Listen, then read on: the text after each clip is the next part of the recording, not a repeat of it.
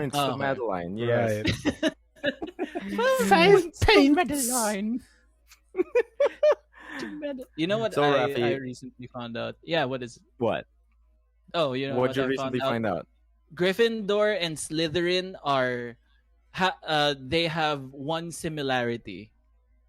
They're What? And both it's that assholes. if you read the official Pottermore description of both of them, they have the same similarity of a blatant disregard for the rules. Okay, that's why super Harry not wrong. can be Super makes Slytherin. sense. That's how Mhm. the Gryffindor wins all the time. Yeah, Yeah. every movie. Did you put your name in the cup, Harry? Fucking favoritism at its finest. Yeah, my dude. So, Raffy, what is Yeah. the difference between musty and musky? Share us your learnings of the day. I learned minutes before we started this fabled podcast. We we learned the difference in between must and musk with a K, and like this is something that has been plaguing humanity for since my the dawn of God. time, and Or at least since the Uh, dawn of this pandemic. yeah.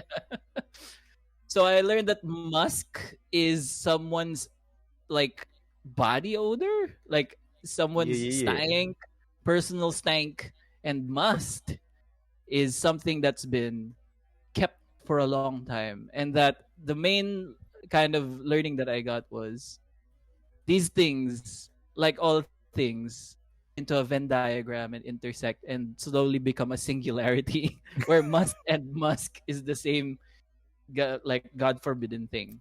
I mean, ever since the quarantine, it's been pretty much the same thing, right? We're Oh, trapped yeah. in our rooms, not taking baths, Mhm. not wearing pants. Yep. Are you wearing Mu- pants? I'll never tell. That's where the episode starts. It's a really smart way to do that. Yeah. I'm not Yeah. mad at it. It's actually Yeah. it's actually good. So, boys, welcome to another episode of the Good Trades Brigade, episode 87, in fact, wherein Whoa. Good Trades, the show, this is the show where we punch each other with stories and everyone takes the big damage. And joining me today, me first, I suppose. I'm the Yeah. host, man. Joining myself is myself, who is Emile in the morning at night. And I will be your host, man, today for this episode of the Good Trades. And joining me, somebody who is consistently punching the screen and exuding his musk of kayfabe. like no matter where he goes, he exudes a wrestling musk. Mr. Raffy Graffiti. Ooh, pop in your butt. That's for someone. man. I punched your butt. I punched your butt. That's what No, happened. yeah. Yeah. What Pop-up punch? is a different thing. You- Yeah. You ever see like you ever yeah, you ever noticed in some movies when like some gangs beat up on a guy on the street, they punch him in a way that's like they're just flailing their arms at him, and the punches are coming from their waist, kind of like Huh? this. Yeah. Yeah, Jupiter's ascending. Yeah, Jupiter's legacy. Yeah, Jupiter's legacy. No, yeah, you're super What? right, Does that happen in Jupiter's? dude. Watch it. Like we said, the action is very. Wait, CW. Jupiter's Ascending is the one with yeah, the the one with the lady Channing from Tatum. the Oh. Channing Tatum, the Wolfman. Yeah. yeah. Jupiter There- Ascending is totally different from You know what? Jupiter's legacy. Before Oh. I thought that they're gonna make a Netflix show about Jupiter Ascending called Jupiter's Legacy. That's what I thought it was. I also That's thought. the I same also thing. thought. Yeah. And then, oh, okay, it's a different thing. It's a mark. It was the skateboarding werewolf. What the fuck? Oh. Yeah.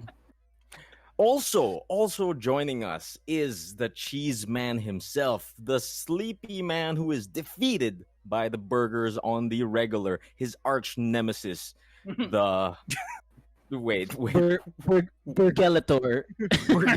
There you go.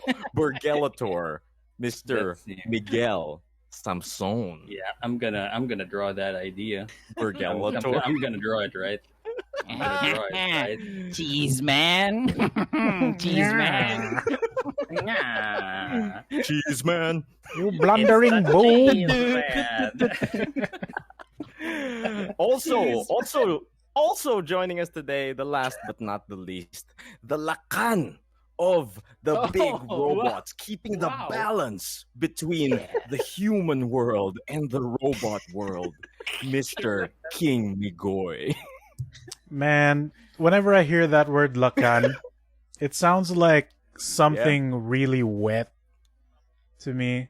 Yeah. I don't know. Like, Yeah, like it sounds like a wet fruit. Yeah, It sounds like a exactly. wet fruit. sounds like Mhm. gata. Like you're I not think wrong. about Langka of it some makes me think- kind. Yeah, lang. Langka. yeah, Yeah. langka, There it. you go. That's where my brain Yeah, goes first. I think it. Like, does that word come from like lakandula? I don't What is know. Dude, Um, I barely passed it's- Filipino for God Yep. knows how long. I don't know. Filipino was the least of Lakan mine. is, I think it has its origins in Ilocano, and Mhm. it means gentleman. To be honest, it Really? means gentleman. I am not Oh. 100% on that, but that's It's- what I. doesn't uh, it No, doesn't no, mean, no, it Raffy. doesn't But mean as paladin. like, but Raffy, as a Filipino, you're 100% correct. Whatever you say, Yeah, I mean, you're It's our If I- word. yeah, we yeah, make yeah. the rules. it's our word. It constantly Lakan changes. Well, means- I've waited for this my whole entire life. The Earth is flat, everyone. I mean, if the Philippines does own Earth, Yeah, dude. no. You're hearing Well, it for no. the first time the here. Philippines is flat. Yeah, the Philippines is flat. Mm. I'll believe The it. Philippines is flat. I'm a flat Philippiner. Flat Filipino.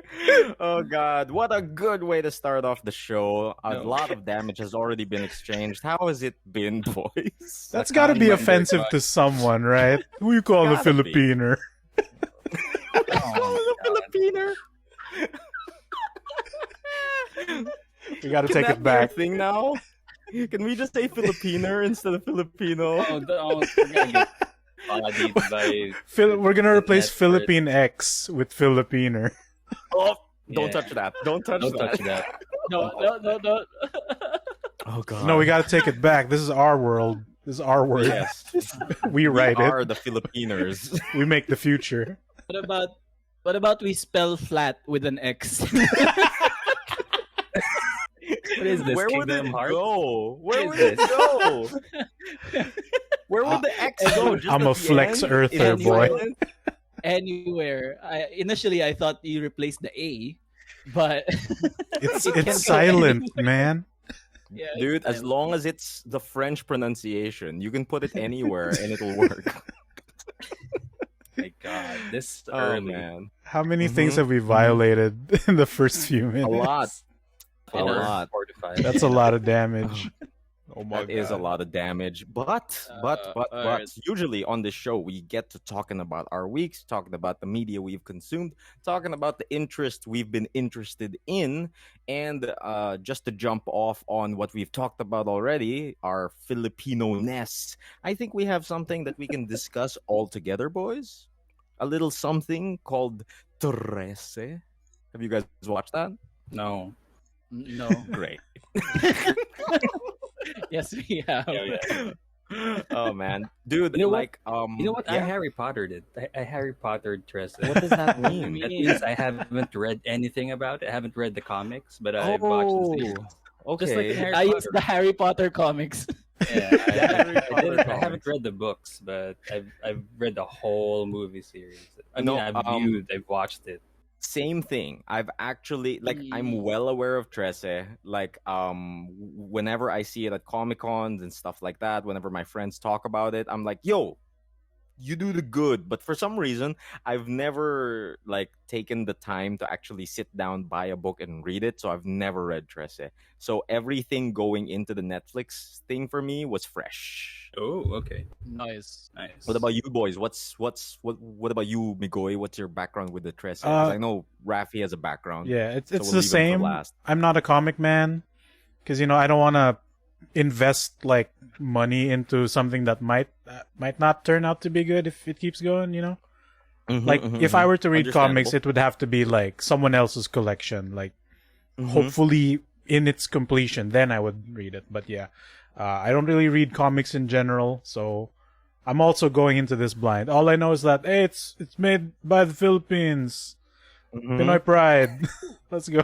Ooh, flat, Dude, flat, like flat pride. no joke though. Yeah, dude, the No comics are joke, flat, though, right? like absolutely no joke. Like with the Filipino pride thing being a massive joke on the internet and Philippine baiting being a thing, like absolutely no joke. When I saw it pop up on Netflix and I watched the start of it and fuck are the you doing, opening scene, what is Raffy is writing Trese on his arm. What do you call it? And Sorry, go ahead. like right when this thing opened up and it opens up with the MRT breaking down In front and of Oh, Guadalupe Bridge. the Yup. sense of Filipino Wild. pride inside me just welled up. I'm like, yo, that's us.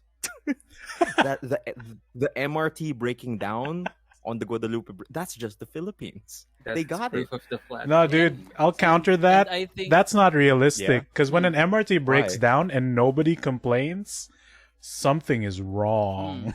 Oh, dude, yeah, they just kind of walk out and they're like, Yeah. no screaming, Kinda no like, reflects- why? That kind of reflects the now actually. Like the MRT is just too battered up that if anything, Tanggap na. if it Honestly. breaks, they just well, yeah. let's Yeah, just yeah, get yeah. the fuck out of here. That's No, that's yeah. actually I think Carlos pointed it out like when we talked about it. Our friend Carlos pointed out like that. That's actually the most Filipino thing in that whole entire sequence. It's that the people are just used to it and they Yeah. just brush it off because this Submit always happens. to your They're so problems used and to not it. do anything Yeah. about it. So That's the Filipiner way, right? Filipiner way. That is Right, the right. Filipiner way.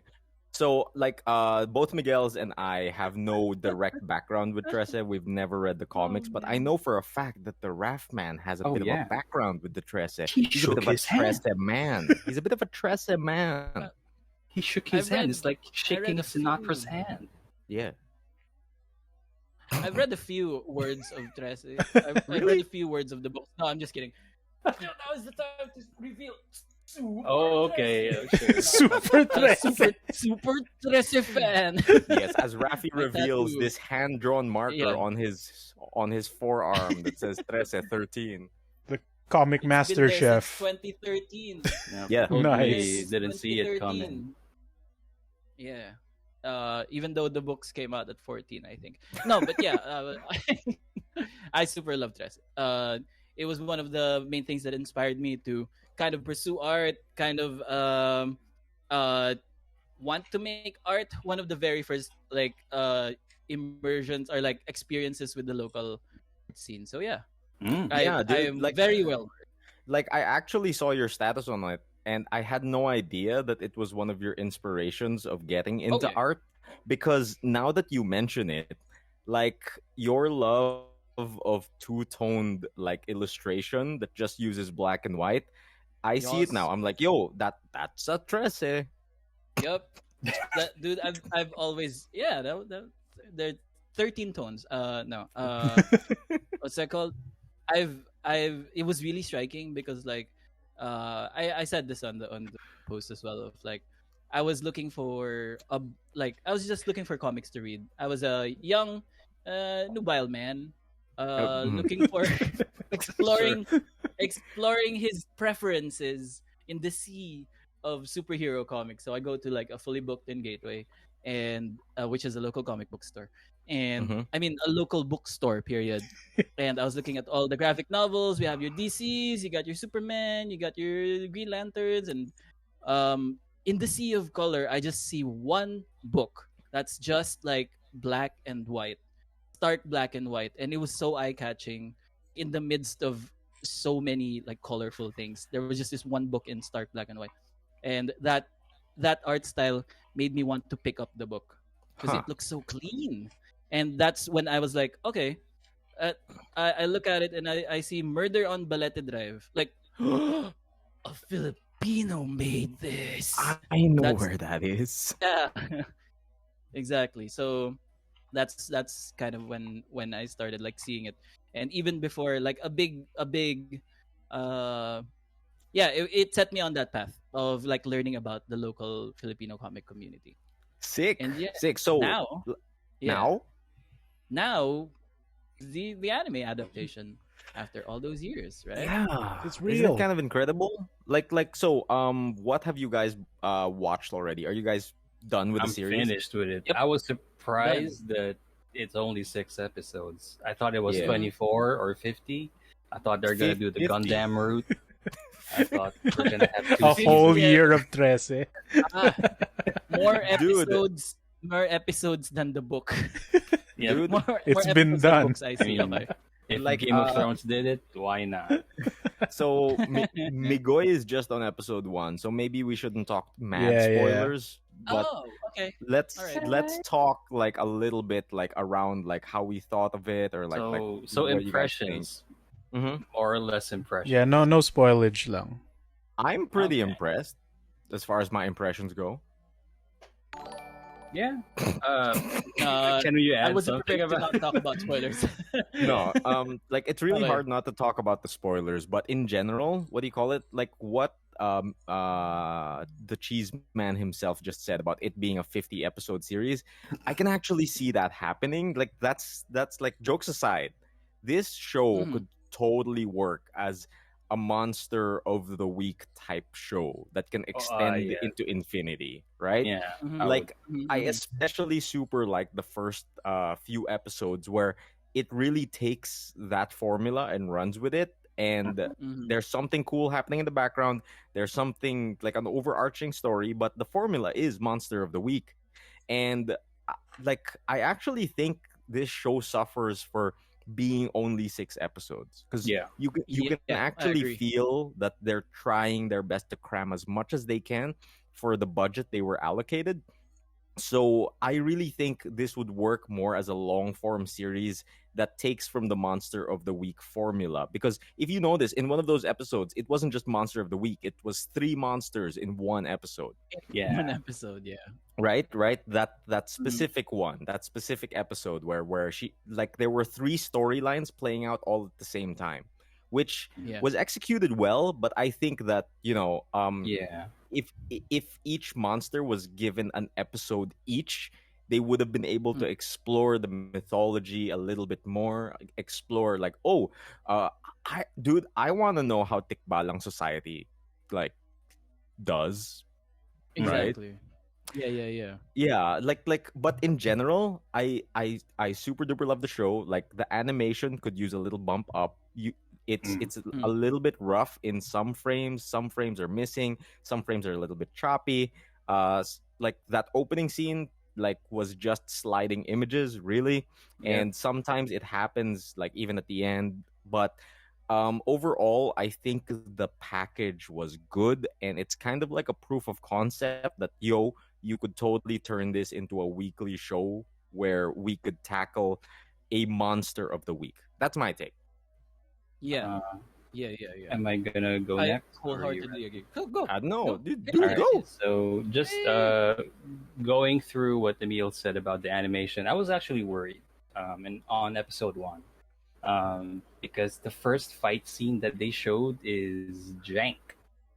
It's pretty Like, jank. I'm not gonna lie, it's jank. Like that Mhm. that kick. That's that's a weak ass kick. No I don't power. know. No power. No. It's just it felt and it looked like it's awkwardly animated to make it a full like swoop, and it Mhm. kind of oh, are they gonna have a hard Mm. time animating the rest of the action scenes? But Yeah. I'm actually surprised that they pulled it off quite better on the Yeah.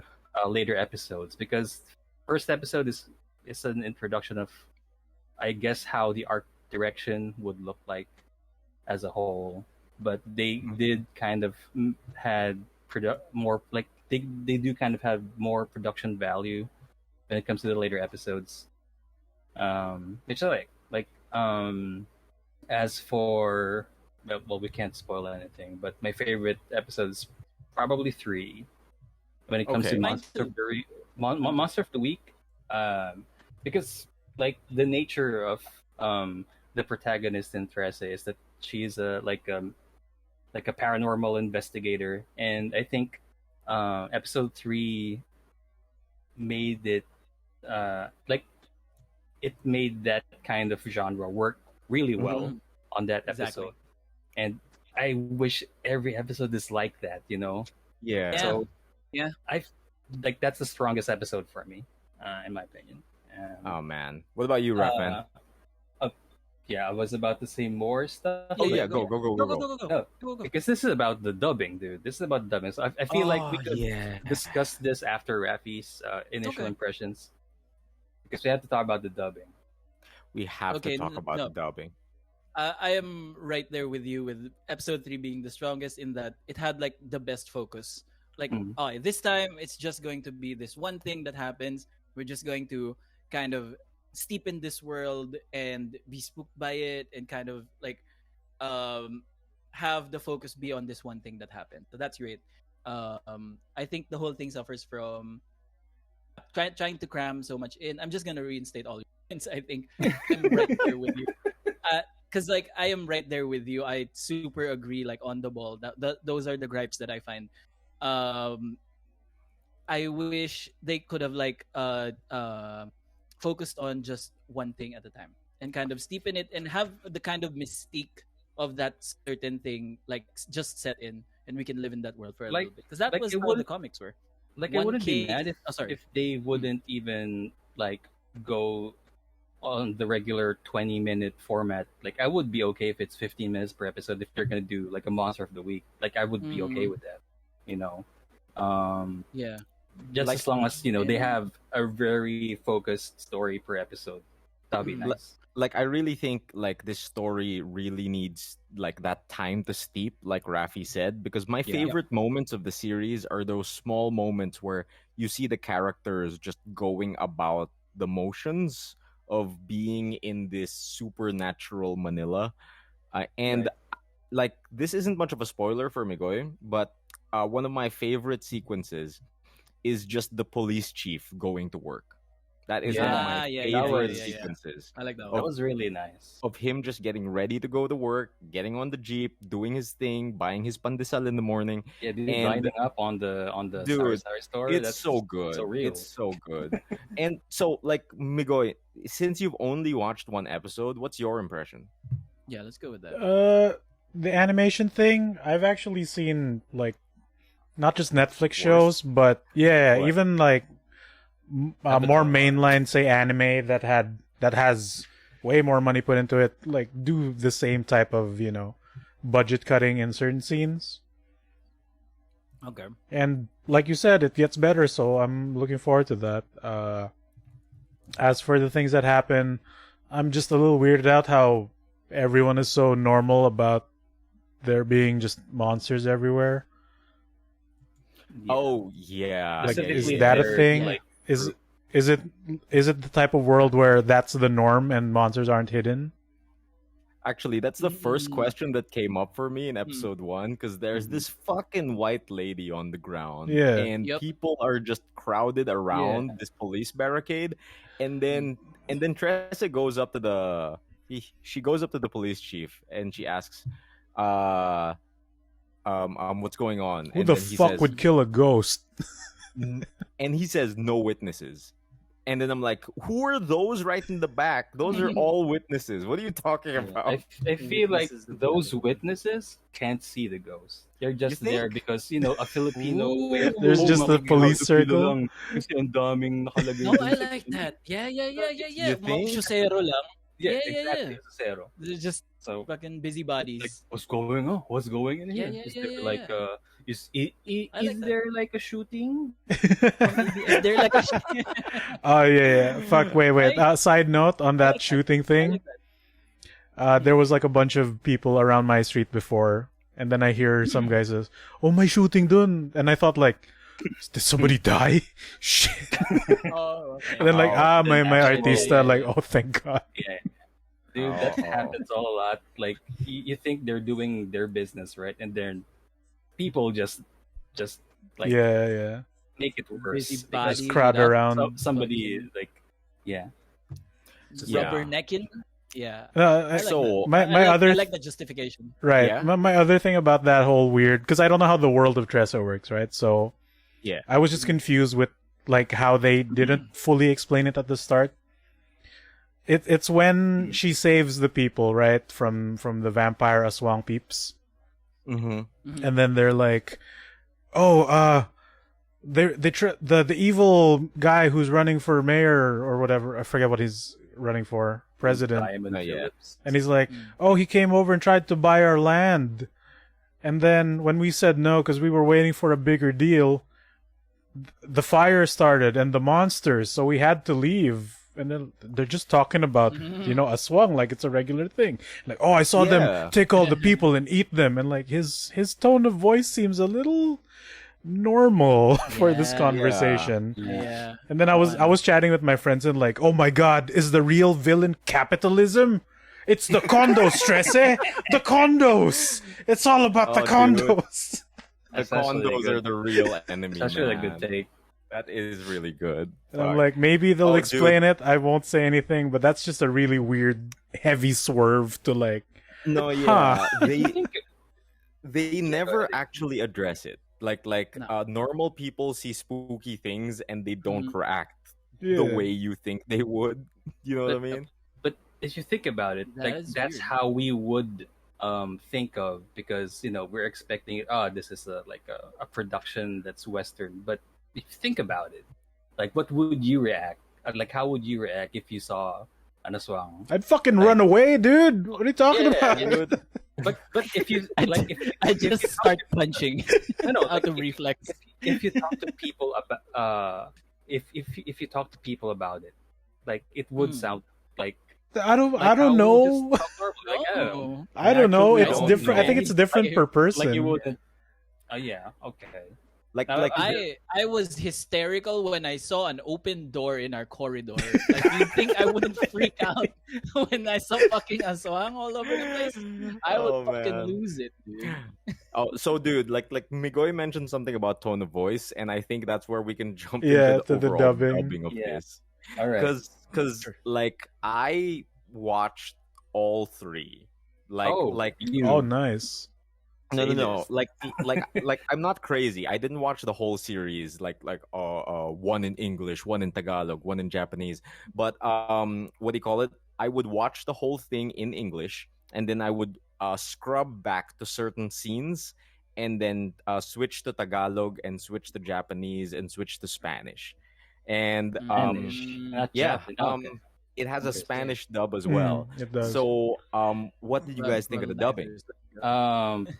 What about you, Miggy and Raffy? Like, what main language did you watch? I've only Uh, seen it in English because that looks to be the original intent because the lip syncs It match the is. English voice.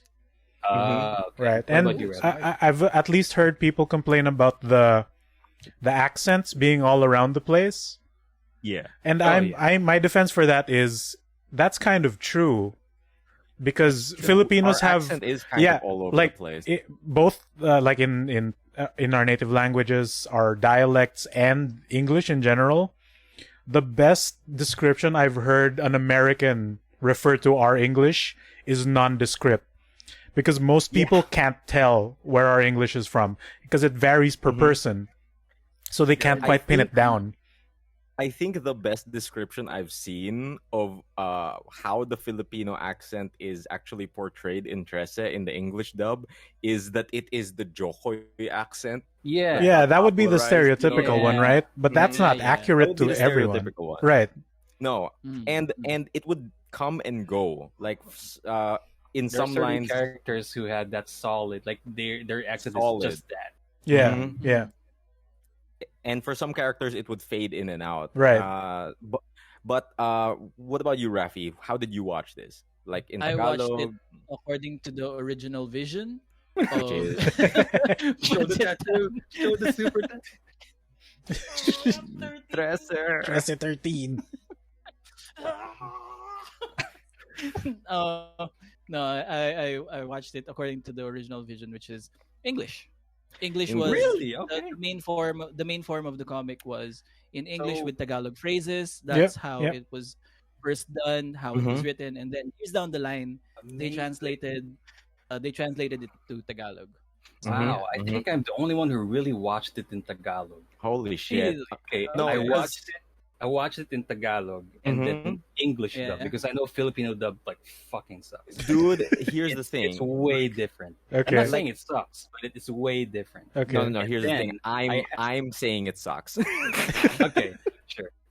All right, and I Fair. do like Alright. shifted to other languages on Mhm. some scenes because Yeah. like for example, there's the scene that I know this guy is voiced by this guy Yeah. on the English dub. I want to hear what he has to say, and then blow Blake Bortles, and then okay, let's go back to Philly. And then there Stuck are it in also there. scenes where I see where hey, what would the Japanese say? Or what would the Japanese sound like when they're speaking in Filipino like phrases? And then that's where the Exactly. curiosity is. And then Mhm. I find out, Mhm. oh, they butchered it. So let's go back to Filipino. Ah, okay. I I feel like the Filipino dub is okay. Really? I feel like the voice actress from Trese is actually fine. I'm not sure why people are like mad about Yeah, Um, I've been seeing those. that Performance. actress being not being like top notch because one, correct me if I'm wrong, Raffy, Trese is just stale. Like she is just monotone, like a monotone Neo character that doesn't have he Yeah. doesn't like she doesn't have any expressions. Like she is emotionless. She's stoic. And Her voice in the comic. Her voice in the comic was much different. oh really? But the voice is what you give her in your mind. Yeah. No, Yeah. but that's You're right. the thing. You're right. Yeah. She like Lisa Sobrano. The casting is Mhm. perfect because no matter how much she fucks up the voice acting, if it's monotone or stale, it's fine because If it's it's- Trese. It fits her If character. it's an emotionless character, it works. Yeah, it works. Mhm. Like it's like Keanu Reeves. You cast Keanu Reeves in this dead eye, deadpan John Mhm. Wick. It works because that's his character. So I feel like that's actual Okay. good casting. And no, not good. Smart casting All right. from them. That's the way Yeah, to put dude, it. what do you call it? I Yeah, can yeah, totally yeah. get where you're I coming agree, I from agree. because my problem with the Filipino dub is actually super different. Really? Okay. Yes, my problem with the Filipino dub is not the casting or the performances or anything like that. I have two Mhm. main complaints about the Filipino dub. Number one, the sound quality of the dubbing is so different. Oh, Sometimes no. Liza feels Really? like she's talking into a tin can. Oh You know what I mean? no. Like there are You times can where the feel- room is different or Yeah. the treatment is different. Oh yeah, you god. can really feel It's polar that- opposites on what the Western production sound That's Yeah, bad. yeah. sounds like. like the sound quality on the voice lines in the Filipino are on a completely different level from the other dubs, which was bothering me.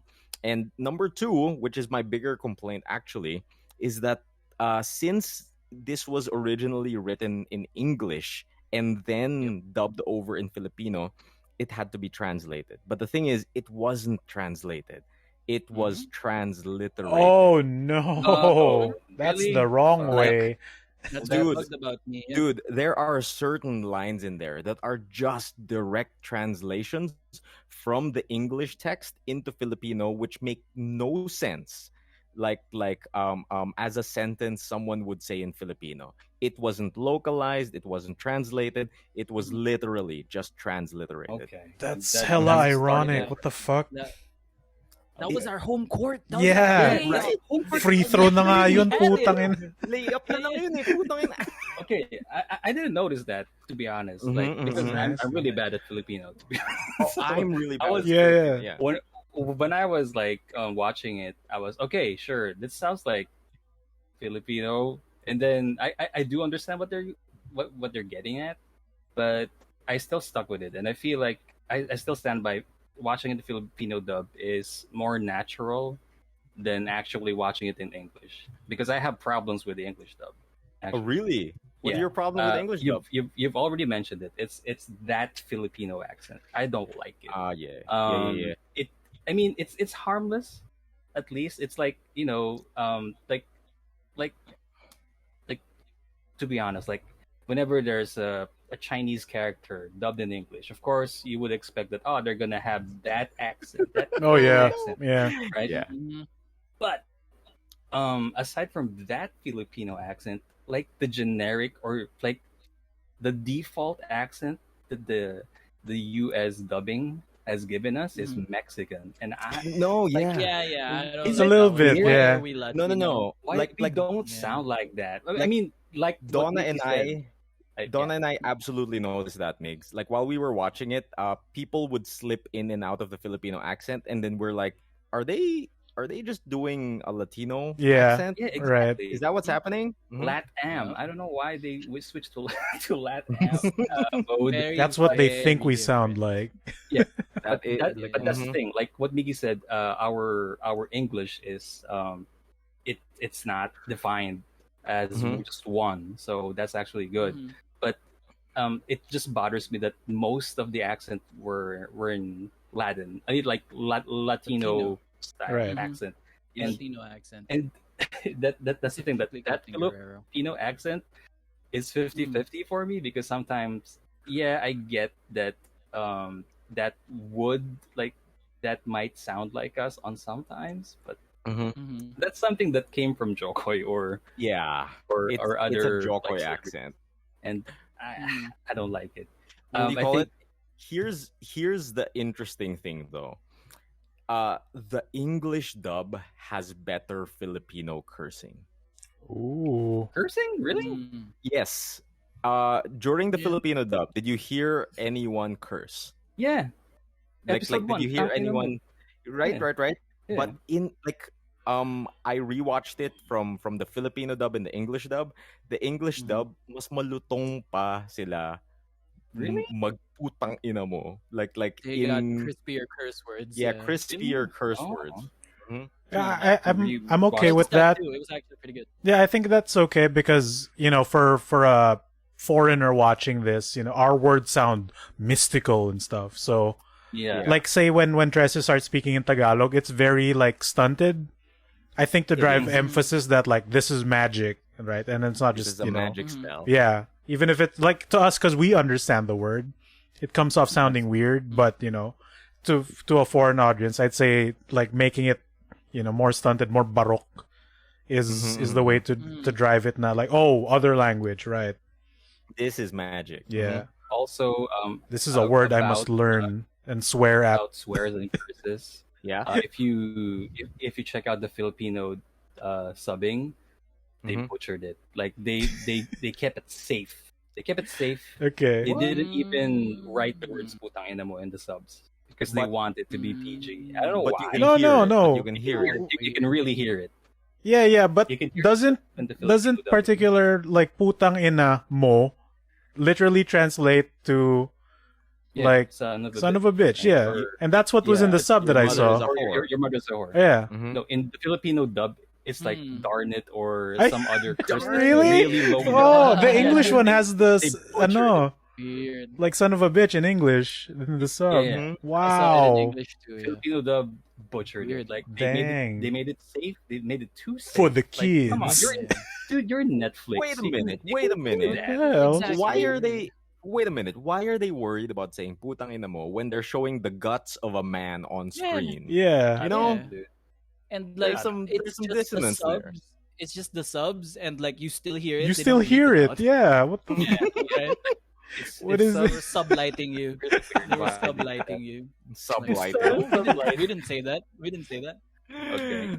Oh man, dude, I have a lot of feelings about this, but in general, I am happy that it is Mhm. out there, and I think my biggest thing that I want out of this is that people get more familiarized with our mythology because I think our mythology is super duper cool and it doesn't get enough play. Not only mythology, but I guess the culture. At Mhm. least for the Western Culture. audience, they finally Right. get. Oh, this is how the Philippines looks like. They're Mhm. not in huts. Yeah. They're not in barrios. Yeah, They have man. actual So cities. They're Right. not riding wild kalabaw. We have districts. We have School. supercars. yeah, so that when I play online games with people and I say I'm from the Philippines, they don't ask how my hut is. Yeah. Yeah, they'll ask. Oh, pero, do It was a do it was a hard day at the mud farm today. you know, do you Where know we any farm tikbalang? mud. Do you know any damn. tikbalangs in Balete? Oh, Oh, I saw that. Nice. I saw that. Appreciate how's the MRT still broken? Oh, dude, Hey. you know what I really enjoyed about like the first episode? What? Mm. It's when Trese jumps between realms, right? When investigating the MRT, and she goes like, why is the undead using the MRT? And they just go like, it's the most efficient way. Yeah, yeah, it's great. It's It's the super duper fastest great. way to hell. Yo. It's the fastest way to hell. The MRT. Also, Super accurate. Super my accurate. favorite moment in episode 1 is also like the first few minutes where like Tress is narrating what the Yep. world is. Mm-hmm.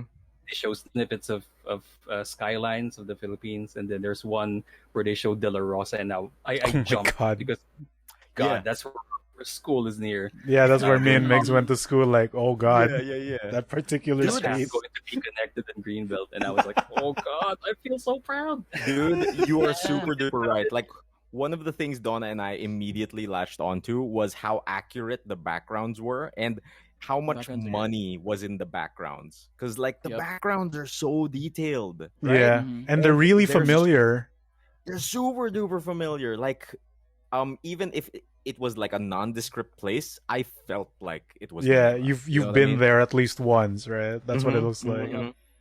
And I think that's what I loved about the whole thing is that for once, like in this specific series, for once, like the Filipino is the best way to experience the show. Being Mhm. Filipino is the best way to experience the show. You'll get all the references. You'll see some things that'll like make you pop that no one else in the whole entire world would be. Right. Will pop And- at. and- Yeah. Yeah, like I kept going to when we were discussing this, me and my wife were discussing this. I kept going to the fact of how oh shoot. You can do it. Can I no, I was gonna do a spoiler. Go ahead. It's just a spoiler about a character that exists. Go for it. Okay. So yeah, a spoiler about a character that exists. It's a Bagyon, which is like an electric spirit, Mhm. right? So, and when they visit this Bagyon, they have an establishing shot of the Meralco building. Dude, And- when they showed the Meralco building, Donna and I were just like, really? It's just they Yeah. just live in the Meralco building. That's Yeah, really and- close to home. Dude. Yeah. Literally. And like no one else aside from a Filipino We'll will get that. Right. Will pop at that. To That- anyone else, that's just an establishing shot, whatever building. Yeah. But they don't know that that's the building where That's the the power central- company of our that's the country. power company. That's where my It's- money goes I to love pay my electric bills. That's just a few blocks away from me. yeah, dude. yeah. Exactly. That's the type of thing that made me really kind of Oh, get the Holy feels smokes. of like being a series that's like for the Filipinos first. For the first time Super. Right. for the first time, how many forms of media can you say that, oh, the best way to experience this is to be a Filipino watching it, right? That's Yeah. very few and far between. And I Mhm. love that it does that so like unabashedly, unquestionably. Like they just show all different types of mythological creatures, and they don't really bog down the narrative in explaining them. Also, they just Yeah. count on like, okay, Filipinos will get this, or at least they'll have a general idea. If they're more curious, Show, they'll don't they'll look it up. Yeah, in a way Yeah. that's very like show don't tell. like Oh. in the Wit- That's Yeah. where I was marking. I fucking Mm. love that. And Mm. speaking of bagyons, what do you call it? Fun fact: one of the bagyons is voiced by Dante Basco himself. Yup. Yep. And it's like Oh. when he pops up with the hair and everything, I'm like, yo, Rufio, Rufio. yo, Rufio. Yeah. Yeah. When I heard him say my father, I was like, whoa, Dishonor. it's Zuko. It's Flashback. just Zuko. Immediately just Zuko. Yeah, dude. Dante. I was actually looking for Dante Basco in the series. I was Mm. almost disappointed until you mentioned that that's Dante, and I'll have to watch that episode again. There you go. In Watch it English. again, man. You have to watch in In English English, now. Oh, man. There's Sick. also our boy Jason from The Good Place is Yep. also Yeah. Manisi. That's what Mig snuck in that Bortles. yeah. I've Oh, heard of oh. that. We And made this. fun fact, Sorry. like Mm. the like I won't spoil who it is or what it is, but the big bad is actually voiced by it totally caught me off guard because Donna's the one who looked it up. Mm-hmm. The big bad is voiced by Steve Bloom. Oh shit. Okay, Oh, yeah, Wolverine. Oh yeah. Spike I'll check it Spiegel, out. my man. Let's go, but Does he do a Pinoy accent? No. Oh, Ah, no. damn it. He's just No. Steve Bloom. He's just Steve He's Bloom. just very he's just him. Spike Spiegel. Okay. that's good. Yep. Mhm. It's real good. It's really good. And he gets a lot of talking time, so ooh, you You'll feel hear the Steve Bloominess. Okay, it. got it. Mhm. When I It's first great. when I first heard like Jason Mendoza on that episode, I was he like, wasn't doing his Jason. it wasn't always Jason, but yo, I recognize that voice. It sounds like Yeah. a drug dealer from Florida. Totally Jason He sounded Mendoza. like he was doing his. He was explaining some sneaky shit to Tahani. That's his. Yeah, that's the yeah, voice that he yeah. used. He wasn't doing full blown Jason. We made this joke on stream the other day also of like I would have wanted him to just shout out Bortles, but not Bortles. Like a Filipino basketball superstar, like You- Alabog! And someone in the chat went Jaworski. Oh. That's amazing. Local Filipino basketball people, everyone. No, but yeah, I'm super happy how it came out. Like I'm super happy that they just showcased the Filipino culture like unabashedly. Because my big worry was when the anime was announced, I was worried that um they'd bog the narrative down with lots of like explanations as to what things are, and like the show doesn't get to be Trese anymore because it's like holding the hand of a foreign Be a audience. CW show if that's Mhm. Yeah, but it CW didn't Trese. happen that way. It didn't really happen that way, and I like when I started watching it, I was like the first 3 episodes, they're just, I think they're doing it. They're just animating the comic, like It's a good because you know how it goes, right? When something that you love gets adapted, they're gonna be like concessions. They're gonna be like compromises Can here be and there. creative differences. At Mm. least. But when the first 3 episodes hit, like there wasn't much that bothered. Later on, though, I have some problems about it later on in the way that Mhm. it kind of um tries to string together continuity to it, but it just Mhm. doesn't work in that sense. Like It yeah. I know exactly what you're talking about, Raffy, and it's really just the final episode, in my opinion, that has the problem. Mm. And I think it would be fixed by having a 12-episode series instead of a Yeah. 6-episode series, It's right? too cramped up to Mhm. like I agree. have that final app finish up like Yeah. that because You hear us, I got- Netflix? We want it I got longer. more You want it questions. longer and uncut. Yeah, that's the thing, like I got more questions leaving the show on the final episode because there are name drops that, oh, who is this? I don't remember this guy or this woman, and then suddenly they end it, which is sure. Like at the very least, though, I'm happy. like in general, I'm happy. I'm glad it exists. I'm glad it's out there. I'm glad it's there for the world to consume and be exposed to our culture and mythology. And just as a heads up to Migoy as well, there is an after credit scene on the last episode, which is like, yo, maybe season 2, maybe Ooh. season 2. I really hope they would do season 2. Like it would be a sin not to do season 2. Dude, like I want that season 2, fucking battle in Binondo or something, dude. Is there word about like its worldwide reception? Is it doing good outside of the country? So far, I've actually been keeping a pretty close ear to the ground on that. Like ever since this released, I've been looking for number one, Filipino baiting on YouTube, and number two, I've been looking for legit reviews and reactions to Trese from a primarily American audience. And so far, it's just the smaller reaction channels picking it up, and like just seeing them like ask the questions of what is this? how come I've never heard of this? Where can I get my hands on the comic books? Is just making me happy in general. Nice. That's good. That's good. I think the most hilarious like fucking review or reaction that I saw was this white girl who was just trying so hard not to offend anyone because she didn't know anything about Asia. She's like, "Oh, I really like her design. It's very Asian. Should I be saying that? Is that okay to say? I've never been to Asia. I want to go to Asia." Like, it was absolutely hilarious. But like, she was just like, "I want to know more about this. Like, what is a tikbalang? What is a chana? Like, it was super cool." I just want that big ass chocolate baby. Dude, Chocolate needs to sell their Yeah, bars that Chocolate big, needs to man. capitalize on this show. Chocolate I'm only needs to saying- evolve. Chocolate actually responded to my tweet Really? saying we don't have that yet, but we have this, and they showed something like it's just like a container that looks like a large chocolate, but But Dude, no, I we want want the a real. big chocolate. We I want want a the big chocolate. You should have responded with the Batista gift that's going like, "Give me what I want."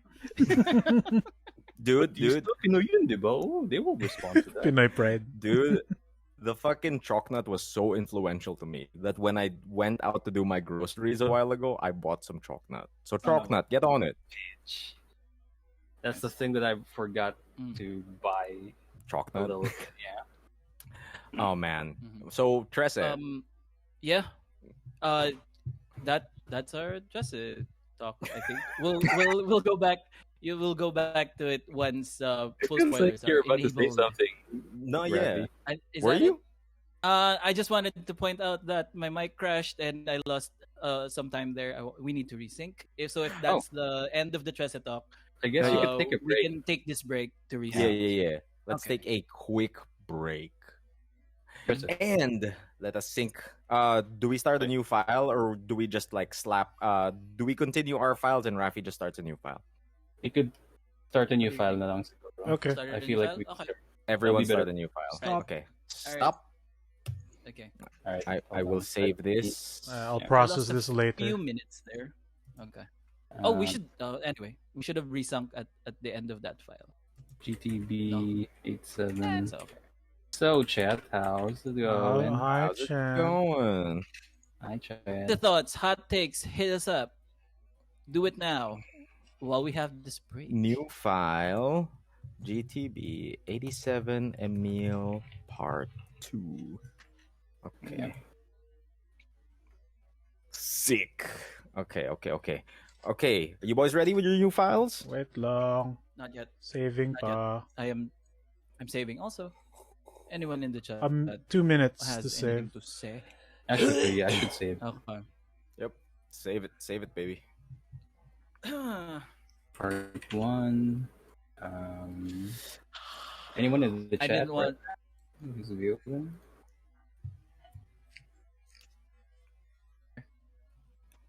Rami was in there for a while. Rami? Yeah. One of our first subscribers to our Twitch channel. To this one? Rami. Yeah. Raimi? Was it Raimi? Rami. Rami. Sam Raimi was in the chat? Hell yeah. I wish Okay. Sam Raimi was in the chat. Dude. Take notes, Sam Raimi. Raimi. You go Raimi? Raimi. All right. Right. You boys ready with your files? No. Still saving. Not yet. Hold on. Oh shit. Give Okay, wait also for give it. Raffy some time to recuperate. Are you ready, Raffy? Have you recouped? Yeah, I'm ready. Now we It didn't- gotta wait for it didn't. Migoy's file to finish saving. Okay, I'm ready. Okay. It didn't Uh, what? What's happening? What? Rafi? You It good, didn't Raf? sap my energy when the mic when the mic came down. It didn't sap my energy. I don't need to recuperate. Okay. It didn't do any damage. Rattled. You might be Oh. worried. Okay. So- So Yeah. A wooden gun. start recording in 3, 2, 1, go. I already Now. pressed it. A quick 10 seconds of silence now.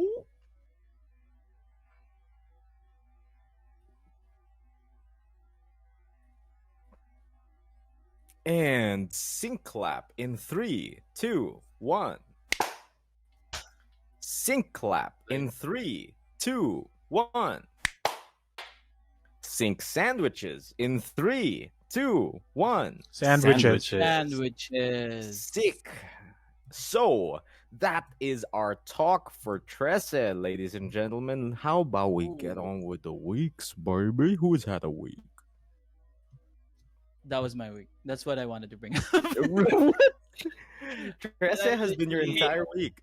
I was looking forward to it. I was looking forward to it the whole week. Did you like I was reread the awaiting it. comics before it came out? Or I some? wish I could have. It was in the old house, and Oh. all my 1 to 6 were out there. I wish I could have and clutched them on premiere night. Yeah, that would be.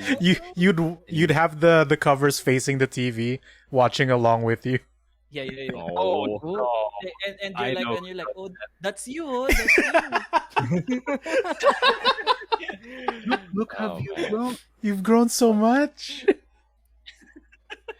Man, like the only main difference, one of the only main design differences I'm seeing from the comic Trese and the Netflix Trese is that they lowered her hairline a bit. Yeah, I was hoping Yeah. they didn't touch the hairline. Yeah, style because- that was actually good, cool. Yeah, because in the comics her hairline is really high, so that Yeah. the empty The space in her horns. bangs make it look like she has horns.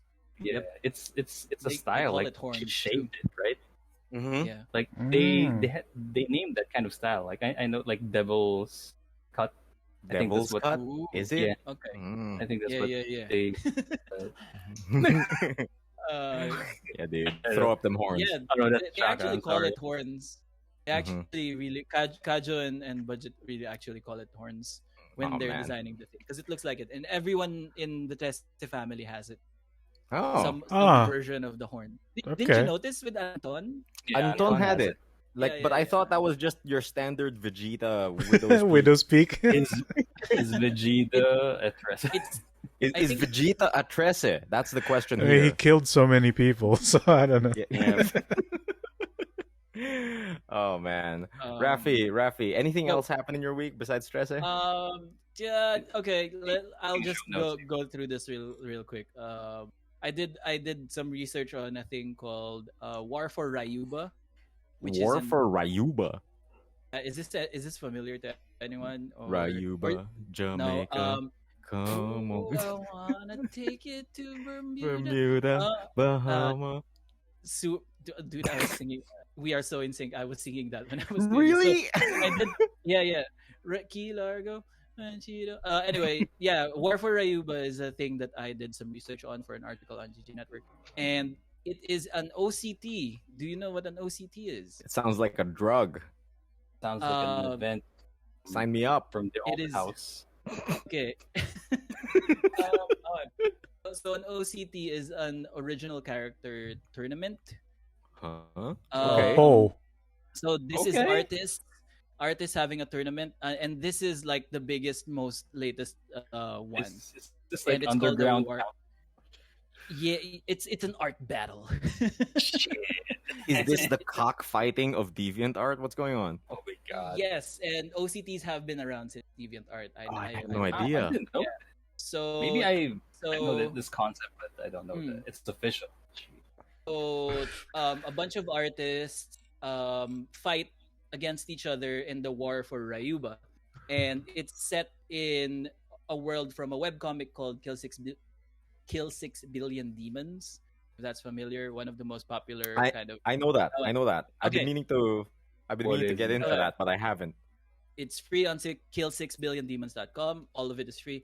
And one of the worlds in Kill 6 Billion Demons is called Rayuba, and like this is coming off of that. This OCT is coming off of that. Man, So, every time you how say it works is- Rayuba, I just want to break into song. God damn it. Rayuba, baha. So the way it works is you go to the Discord of War for Rayuba and you send in your original character, and Okay. like it can be anything. Like the submissions were like, okay, this cool guy with no face, and this cool guy who has swords for hands, and this trash can, and this giant fucking spaceship, like this space warship from Mm-hmm. Space Warship That's a Yamamoto character. with a Uh-huh. face. Cool, yeah. Okay. And this and my most favorite of all, an actual gorilla. I love it. it's just, Monkey. it's just Just his monkey. name. His name is just a gorilla. uh, Mr. A Gorilla. yeah. So yeah, Mr. Sir A, Mr. Gorilla, sir.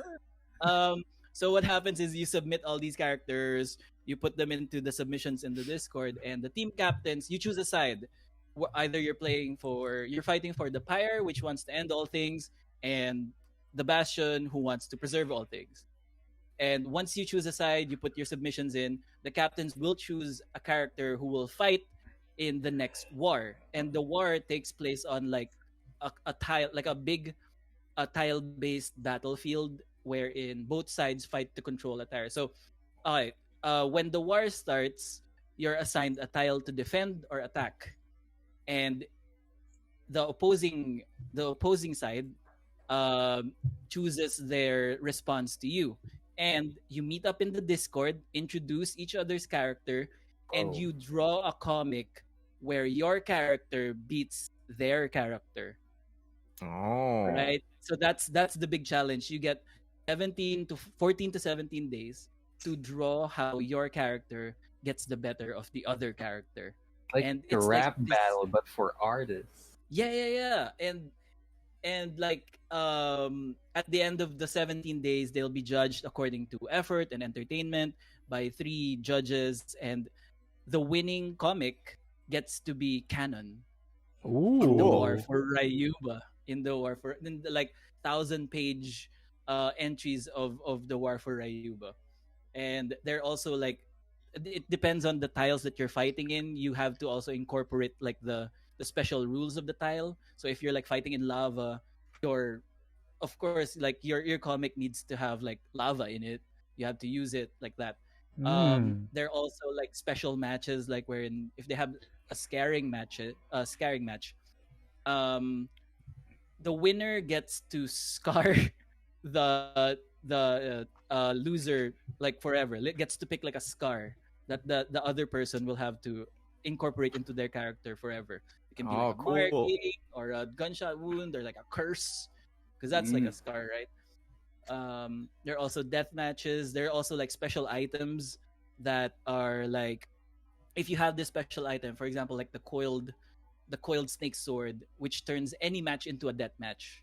So Oh shit! if you have the Wow. coiled snake sword and you lose, You your character die. is dead forever. Yeah, your character is Oh. permanently dead. It's great. Like I didn't know this kind of thing was happening, and honestly, I was expecting like there to be like bloodthirsty like artists of like being very competitive of like, oh, I'll kill you, blah blah blah. This is how like the comics will be like one-sided because you want your character to win, right?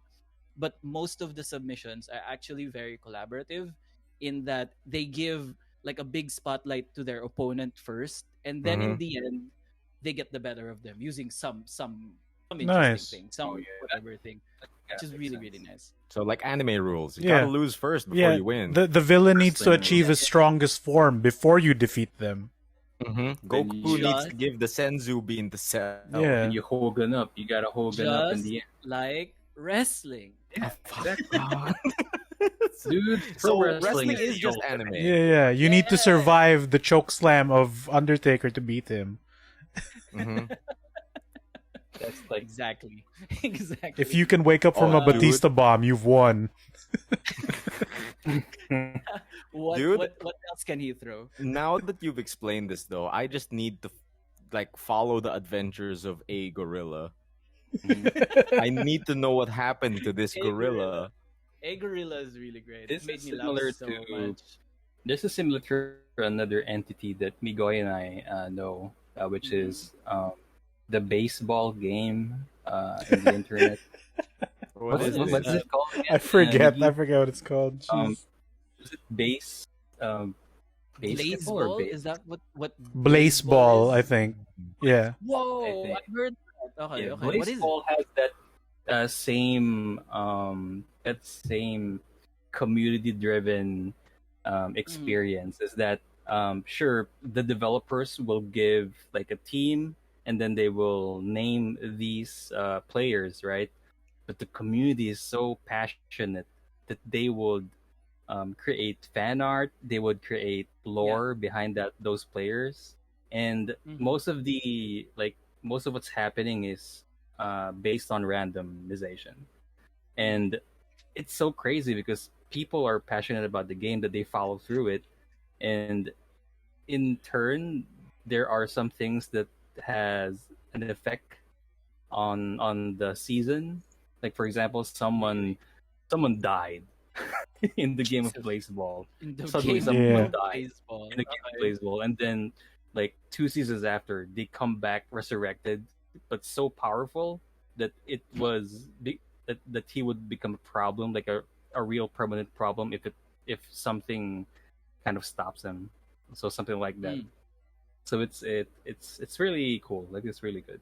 Sick. Where can we find both of Baseball. these cool things? I think Um. baseball just has its own like website. Yeah, it has a Yes. site. It's a free game Yeah. that you can check it out. Cool. Look for Um. that. What about you, Raffy? Where can we find the You. adventures of a gorilla? Hey. That's what I'm um. interested in personally. I did like some sourcing and kind of linked all the artists up in the article that I made for GG Network. You can just search on Google War for Rayuba GG Network. You can start there, but I put all the links in the bottom. Like there's a guy that made a like official interactive map of the War for Rayuba, and Cool. like Sick. you can see all the tiles, and you can go forward and back into time depending on which round you're already in, and you can see all the battles that And happen. that's It's just like incredible. Like Nice. are this is so community crazy. driven Yeah, thing.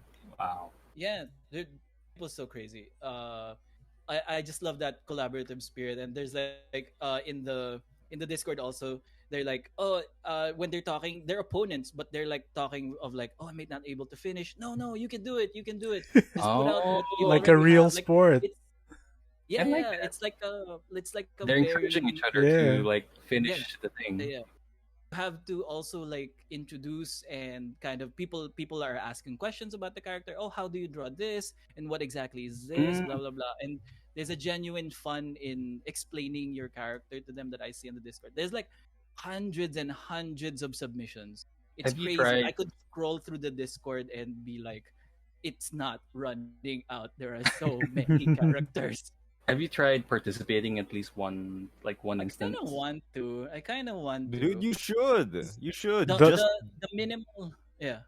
dude, I like if I were you, I would just submit Raffy Graffiti. the The Filipino brownout, the dude. man, Guy, the Filipino brownout. Yeah. brown out. Yeah, he'd be the perfect rival for the actual gorilla. This is Our like our Kenta, battle will be the most glorious. bonga bonga character. Dude. It's just 6 pages of black because you can't see You it. can't see it, yeah. You have to imagine how epic it is. And the last page is like your Meralco bill, and it says like expired. That's why you can't see it. Um, yeah, I will try. I will encourage people to go check out the War for Rayuba Discord. That's where all the things happen. That's all the major things. It can get a little confusing, but yeah, that's where the main thing is. Yeah, that's it. War for Rayuba. That was a fun, interesting rabbit hole I got to kind of visit this week. Cool. Sick. Check that out. And I think the only war that's left to fight is Ow! It's so like a mom. And this one's coming from Great News, which is a good kind of sitcom on Netflix that I've been really into lately. It's about a dysfunctional news organization. That's it. It's really quick and it's really like really very fast with the jokes. So that's what I like about it. Great News has been kind of great. If you want to check it out, go check it out. Great News. So this one comes from when they one of their cold opens is they were right in the middle of a news broadcast, and apparently a Quiznos was burned down, Oh no. and they cut to the reporter in the street, and he goes, "That's right, Chuck. This Quiznos may be toasted, but tonight nobody is saying."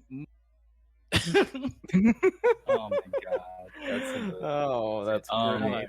If you guys are That is it's in like if a you guys month. are curious, this is produced with Tina Fey, Ooh, so okay. it's Yep, it's yep. up there. Guaranteed It's up there. funnies. It's it Yeah. Mhm. it is kind of in the same spirit of 30 Rock, but not as successful. But I see some funny bits in there that were reminiscent of 30 Rock. So yeah, there you go. Sick. Pass the ball to neighborhood. Oh, the neighborhood has the ball, and the neighborhood is going to pass that ball to one of the Miguels. I believe the Neighborhood don't. Samsung. We're not good at sports. Please. Oh, not good at sports. Catch it, Samson. Catch it. Yeah, it's my weakest stress it. Hey, how was it? 13-day work week. How is it? Also, I watched Loki. I'm not sure if everyone has watched Oh, Loki. what? in this. Loki's out? I've seen Yeah, it. Loki's out. Yeah. I had no we have- idea Loki was me out. and me and Raffy have differing opinions. Mm-hmm. I'm ready to fight. No, I'm kidding. Oh, I know. I don't want to talk about too much until at least Emile And sees also, it. And probably it's for, only like, one episodes in. episode. Yeah, Yeah, we but, need to give it time. But I don't know, like, Oh, okay. yeah. How do you feel about it, Raffy? First impression. Wait. I have to draw another Loki tattoo. Oh, what? I thought you don't like it. No, I'm I thought kidding. you got bored with it. It was boring. I found it boring. I found it really boring and slow, and then pacing wise, it's all over the place. Like it's but how very handsome slow. was Tom? Really. How Very handsome was he? Chisel. Tumblr is asking. Tumblr is asking. He did fine with the material. I feel it was just so eventful for me. They take so long to get to the point. Yeah. Of No, like why comparing something's it to how strong of a first opening that freaking Falcon and the Winter Soldier has, right? exactly. It is a big step down Yep. from that. Or even I like mean, the like maybe WandaVision might be in the same realm of slow, because at least I know some people argue that. Yeah. But the immediate comparison with the whole MCU thing is the Falcon and the Winter Soldier, which freaking their It's first a episode looked like a fast-paced thing. full on movie. Yeah, but but it's a fast-paced show though. Like Captain America and the Winter. I'm sorry. Who anyone who hasn't seen the show? Falcon and the Winter Soldier opens up with an actual action scene. So you won't it's already there. Like bang, shebang action scenes. Mhm. But yeah, Loki is more comparable to WandaVision because it's a slow burn, and you gotta also remember that the Loki in this show is from the Avengers and not Yeah. from the Endgame. So Oh. he is Right. the he's the idiotic the dimwit variant. that you've met. On He's the the one that Avengers. shouts at Hulk. Yeah, that yeah, Loki. that's the one. He's the So- Loki that will shout at Hulk. Yeah, so I Yep. could understand why Puny it's God. a slow, boring burn during the whole episode because something happens that it's not complete spoilers, Emile, but it's just that something happened that they want to convince this Loki Mm. that he needs to be on their side or something, Mhm. and that's like the slow burn. I think that's the slow burn that you're getting, Rafi, right? Or No, is it- I feel like the slowness to me is that it takes its time explaining stuff we already know. Oh, do you know Oh about yeah, already? Oh, they because they of the- show Some like event. they show a movie scene at least twice in that thing, right? No, Yeah, I think Ah. 5 like, times. we There you already go. know this. We've Like, seen I think, that yeah. scene already. That's the So- slowness of it. So. Yeah, the pacing is that's where kinda like I that. was getting so. That's where I was getting so like impatient with it because like Mm. we know Get to all the these point, things. yeah. Oh yeah, Get for to the sure. point.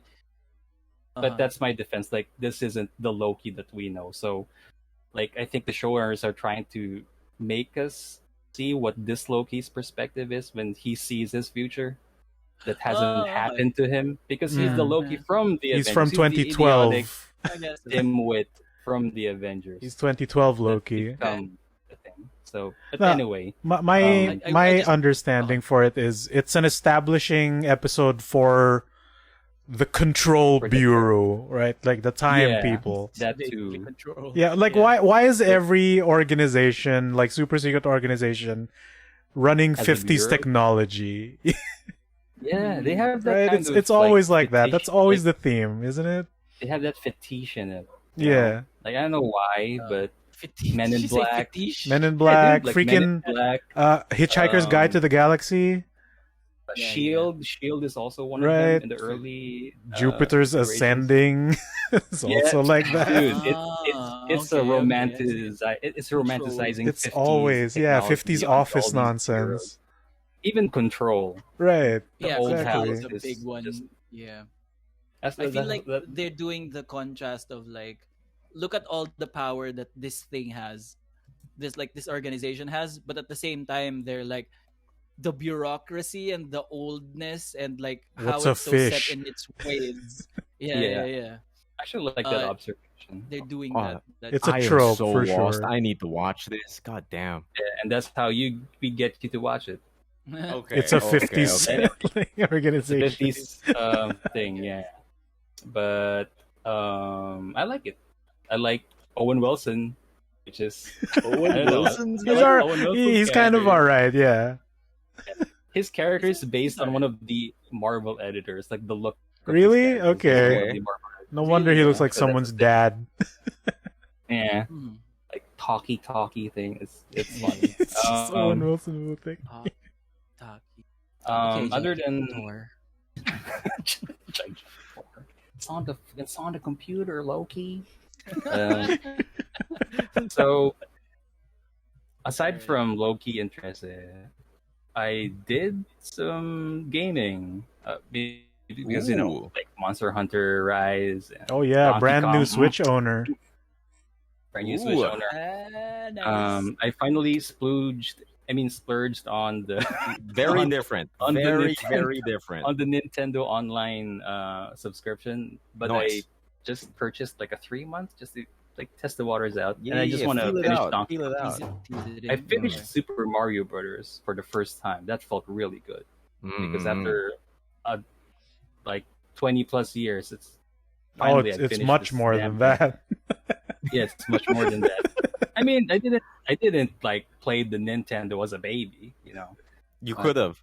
I Not could very have. good, but you could have. I could have. Why didn't you? I mean, we don't have it. That's the thing. But yeah, some reflections. I mean, some observations about that game. Like, Yeah, give us There's- your 2021 review of Super Mario Brothers. it's easy. Wow. No. dude. For real, it's Thanks. challenging. Like, Okay. The game is bullshit, I- dude. Okay. I've now understood the Super Mario meta of platforming. It can be that easy, but also it could be that ridiculously challenging. Yeah, dude. It's precise as but- hell. There is one level that just mind fucked me during my session, and that's like Mm. Castle 7. That's level 7-4, Okay. which is Bowser's Castle. This is the first time I've played this, so I have no idea because I've whenever I've been like finishing the castle levels, Yeah. like it's kind of straightforward. You just go from point A to B, Yeah. dodging Bowser's fireballs and the obstacles and whatnot. And grab the axe 7-4. and you're good. Yeah, grab the axe, you're good. 7-4 fucking throws you off the loop.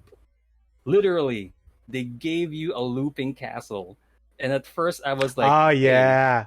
That's the one. This level is long. That's this the level one, is long. yeah. I don't know what's happening here, but wait a minute, is They this look looping? And then I was stuck. I was stuck for like 10 minutes. I even timed out. Oh my the level, God. and what is happening here? Wow. So Oh, I just found out there's a trick to it. You have to be in platforms in sequence. Like you have to be in the high or low Yep. just to get just to get There's a past route. through that Yeah. moment. Mm-hmm. There's a trick to get out of the loop, and wow, that's new to me. I didn't know that in a very old game they There already was introduced such a this kind of thing. mind fuckery. Yeah, Yeah, dude. and yeah, go ahead, No, Emil. no, no, no. Oh, okay. But yeah, that happened again on the final castle, which is more devious because it not only do you have to do one loop, but I think three loops, and it has different sequences on what you need to be in and what you Yeah. need to step in, and it's like that was enjoyable. I really love those castle levels. It's Sick. one of my favorite Mario levels in Super Mario Brothers. So I finished it, and then the ending came, and they said that press B to select worlds. When I press B, it just bolts me back into the start menu, and I don't know why. I thought I'm gonna get the level select, but sure, okay, I guess that's it. You're But yeah, done. I'm done.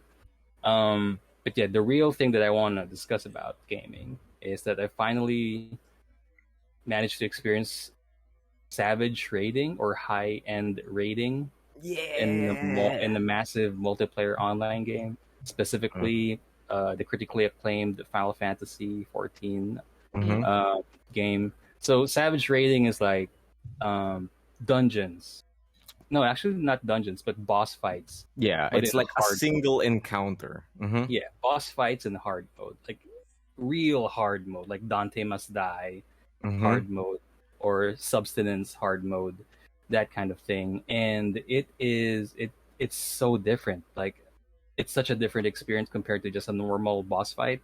Because if anyone who hasn't had any idea what boss fights are in FF14, is that they have mechanics. They introduce mechanics, which you have to do or complete, and then do more stuff.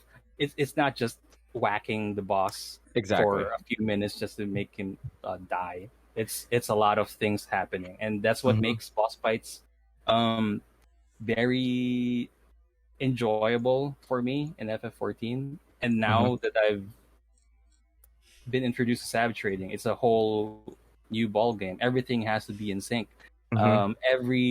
Every person on your group is so important.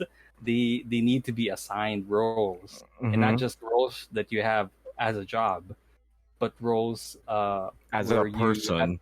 yeah, as a person. Mm-hmm. So it's like you're doing scrimmages in a football game, and everything has to be in sync, like American football game. Yeah. Yeah. Yeah. It's Yeah. like that, and oh god, it's hard. We haven't finished the boss that we're dealing with, but we've progressed, and Mm-hmm. um it's great. Like I think one of our friends, Miko, helped us through all this. We have no idea how the boss that we're doing is, like how it works. It's the diamond weapon in F14, and it's great. Like it's something else. Dude, like I've been super excited to hear your thoughts on this actually because like as somebody who has experienced like hardcore rating and progression, like Mm. I have a general idea. I've never done it in FF14. This is actually my first time doing it Oh, alongside you guys because I yeah. wanted to do it as a free company, as a group of friends. But this is the first time I'm doing it in F14, but I have a background in it. But for you, this is your first time in any MMO, right? Yeah, this is like dance practice, you Yeah. know? Like yeah, you have Mm. to do stuff in sequence perfectly in order to progress, else everything will just Fall apart. die. Yeah, Mm-hmm. fall apart immediately. And no matter how hard you are going to get back up, it won't matter. You just have to reset the whole thing Mm-hmm. again. And I I really like your American football analogy because it's yeah, that's exactly that, right? scrimmages, It right? will be an American football play where okay, you stand here, you rush forward, the quarterback will do this, All and the it is linebackers all need to do their thing also. yeah, exactly. And when you throw that pigskin and the quarterback isn't where they're supposed to be, that's a Yeah, wipe, baby. that's a wipe. Mm-hmm. Exactly. That's a down. That's a second down. So But But the quarterback is the guy who threw the. Okay, who I've throws- exposed myself. I've exposed myself once again. I don't know how sports work. I was trying my best Sorry. there. Sorry. Oh God! No. But yeah, That's Emile. fine. I get it. I Is get the it, though. quarterback Yeah. not the guy who catches the ball? Is he the one who throws it? He's No, the guy I mean, who throws it. Damn it! Yes. Oh, I was so close. It sounded so Quarterback. cool. I'm sorry. I should have just kept it to myself. Oh no! I need to learn. Fuck. yeah, boy needs to learn sports. But yeah, it's like that. It's like American football scrimmages. It's like Mm. dance practice. It's like Mhm. it's not really like Dota or LOL because you're fighting something that is He's not a Uh, person. not You're a fighting person. mechanics. you're fighting mechanics, and Mm. I don't know, like I enjoyed it because it's like it's like the ultimate cooperative experience. Yes. Mm-hmm. But the bad part or I think the con, like the bad part of it is that you really have to have a team with you that's there, Mm. because if you have one rando, you gotta communicate just That's like in one- R6. Yeah. Just like in R6, that one rando can fuck up an entire plan. And if he doesn't know the mechanics, then that's also another hurdle. Mm-hmm. So That's actually why in hardcore raiding there's this thing known as a static, which is what I've been like. That's what we've been wanting to have for the free company, for which so is long. which is a standard group of people that you do hardcore raiding with, because all of you will learn together at a standard rate and things like that. And I think one of the things I need to explain too is something called progression, which you touched on briefly, right? Yeah. Because for a lot of people in a lot of games, like when you do something, there needs to be a reward at the end, right? But I think one of the unique parts of an MMO and hardcore rating is this thing called progression. And that is when something is new or content is new, you take your static and you start learning the fight. And you call this progression. So in order to get the rewards, you actually need to finish the fight, but there's actually a phase wherein everyone's still learning the fight. So that's called progression. So for this week, maybe your static might have progressed to phase 2 of the fight. You know the fight until phase 2. That's your progression for the week. But you still get no reward out of it. And that's the crazy part, right? Because we didn't even finish the fight, but we had so much fun. Yeah. We didn't get an actual reward in the game, but the reward we got was the experience of, hey, we're pulling off phase 1 and phase 2 flawlessly. And that was awesome. Think of it as milestones. Actually, that's the other thing that you can compare it to. And I think, like, normally you don't really get to finish one boss in Savage mode in one day. That's kind of impossible unless there is there are bosses that can be done in a day. Like, example, you're over leveled already and you're taking on this Or Savage it's old boss content. It's old from content, old right? content. Yeah. Mhm. But normally that's the case where progression or progs are more of the rewards instead of actually finishing the whole thing in one day. And Migs, this actually exposes you to another part of MMO culture that I don't think we've touched on before, which is the concept of world firsts. And that's actually something that a lot of competitive PvE guilds shoot for, meaning that, hey, this content just came out. Our guild is going to be the first guild to learn this fight and finish it. Yeah, And, I think I've known this concept before. There's something that's similar in Guild Wars too, like world first Also guy. in Destiny. Yeah, world first guy who got the legendary of this item, or world first squad who cleared this maze of something in Destiny 2, or something like that. So Since I haven't been into the hardcore rating scene of FF, I actually don't know if they do this. But in World of Warcraft, if you finish the world first, you get a special achievement. So I'm actually not sure if FF does that. That's actually nice. At least that's the spirit of competitive rating is for that game. That's what competitive rating is. And like having experienced it with you guys, like one of the things I was afraid of when it came to like actually tackling competitive rating, coming from WoW, because WoW is a fucking toxic hellhole, right? Oh yeah. Like the things that were honestly holding me back were, number one, it's going to take up a lot of our time. Like everyone's gonna have to do homework, and scheduling is already kind of like a huge Scheduling challenge is for us. already the problem for us. Yeah. So that was number one, and number two is that not everyone can handle the frustration of hardcore raiding sometimes, and sometimes Yeah. you'll get people who might burn out. And I was worried about that. Like I didn't want anyone to burn out. I didn't want anyone to feel pressured to perform. So Right. those were kind of the things that were holding me back. But since Miko helped us bite the bullet there, I think we actually have a really good static, my dude. Yeah. Like we like Diamond Weapon is new content, and we got the phase 3 in the first night. Yeah, in the first day. Like I not feel even like- a day of playing, just like 3 hours of playing. We got the phase 3, which is one phase away from completion. Which to me, it's like, that's I feel amazing. like our group is so chill, and we already trust each other before that happened. So I feel like the teamwork and chemistry is already there. Yeah, So I'm dude. not worried about our group burning out. It's And it just that totally- the scheduling is just our the problem. scheduling, man. And it totally Also- helps that we separated our two groups into humans and small people. Yeah, that's a big help. Like it's racist, but hey, sure it works. Dude, it made coordination so easy. It's like, okay, this group, we'll name it Group 1. The other group, Group 2. But eventually, we just started Yeah. calling it the Lala group and the normal group. Like our friend Nico,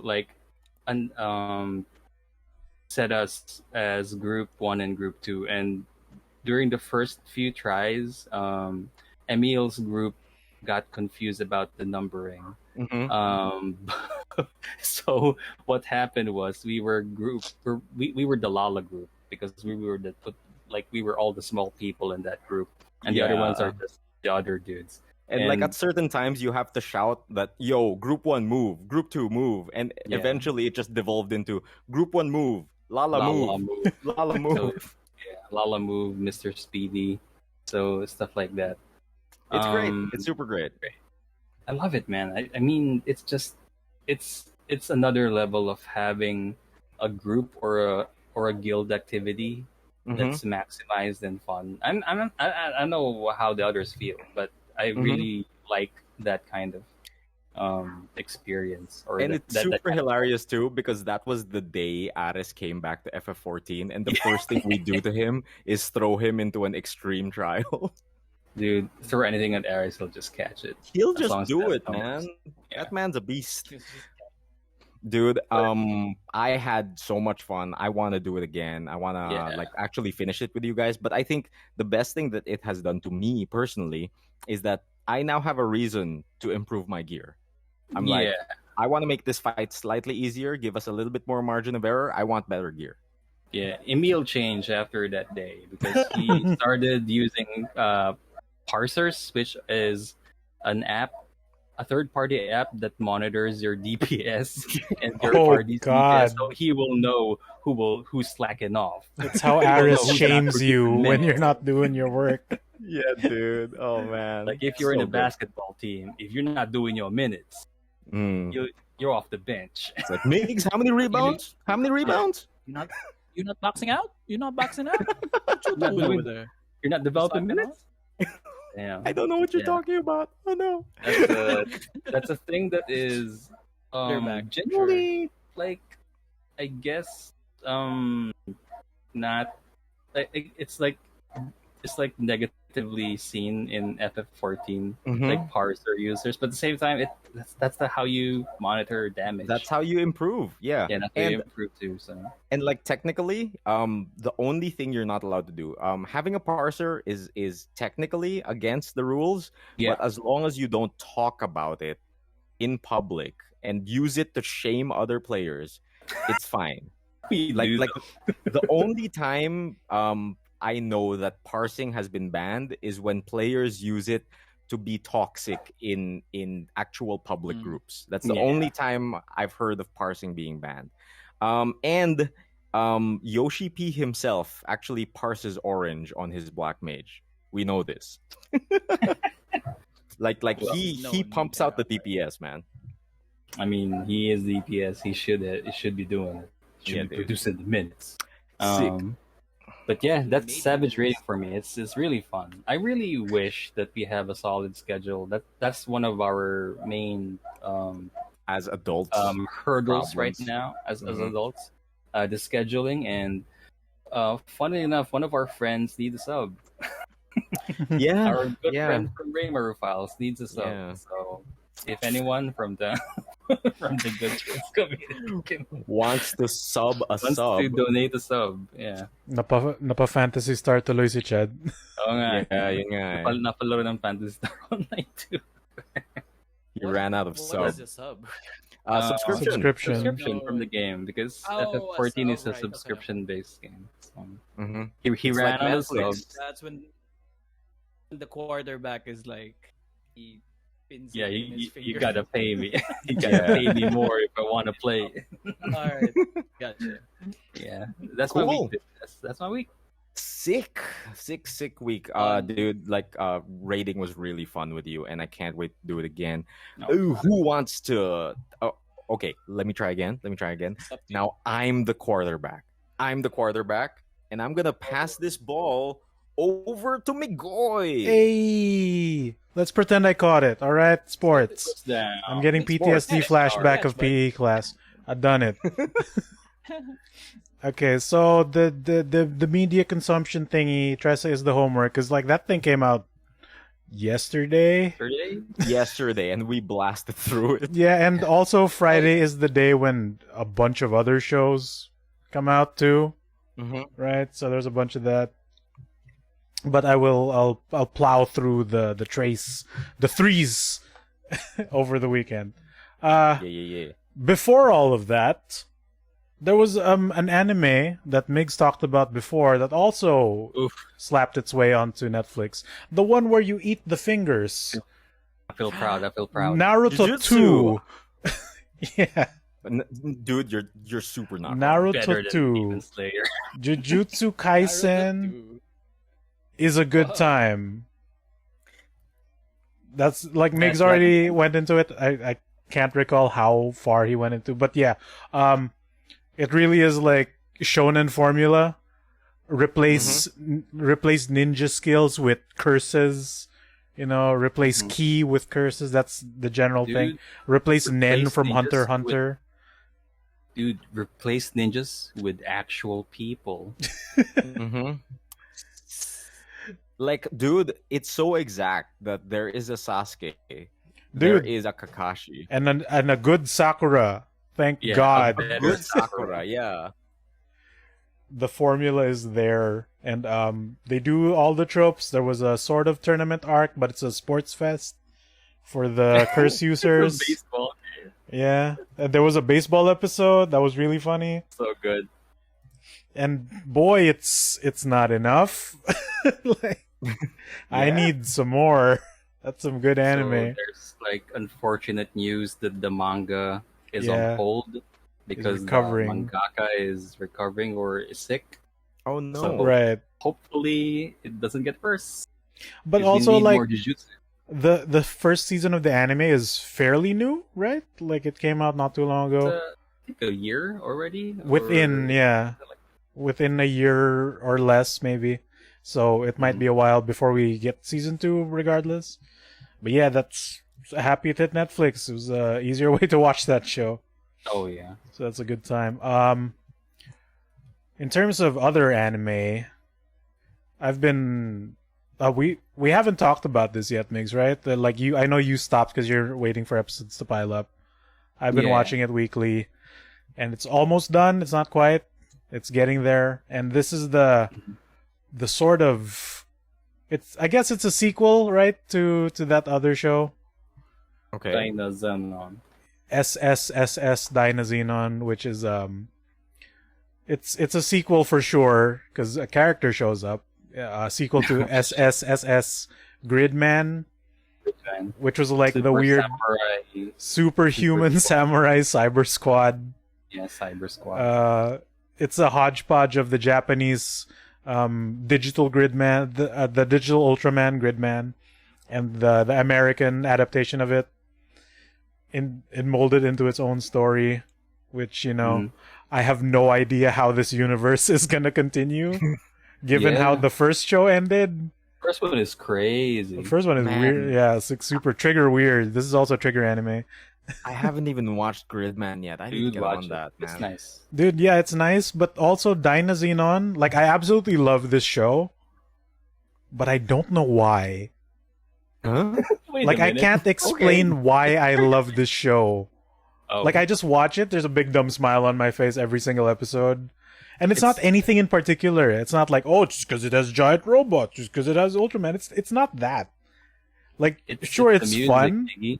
It's the opening like it's theme. the opening is fine, but I actually like the opening of Gridman more. Okay. Like it's more upbeat, but it's the same energy, right?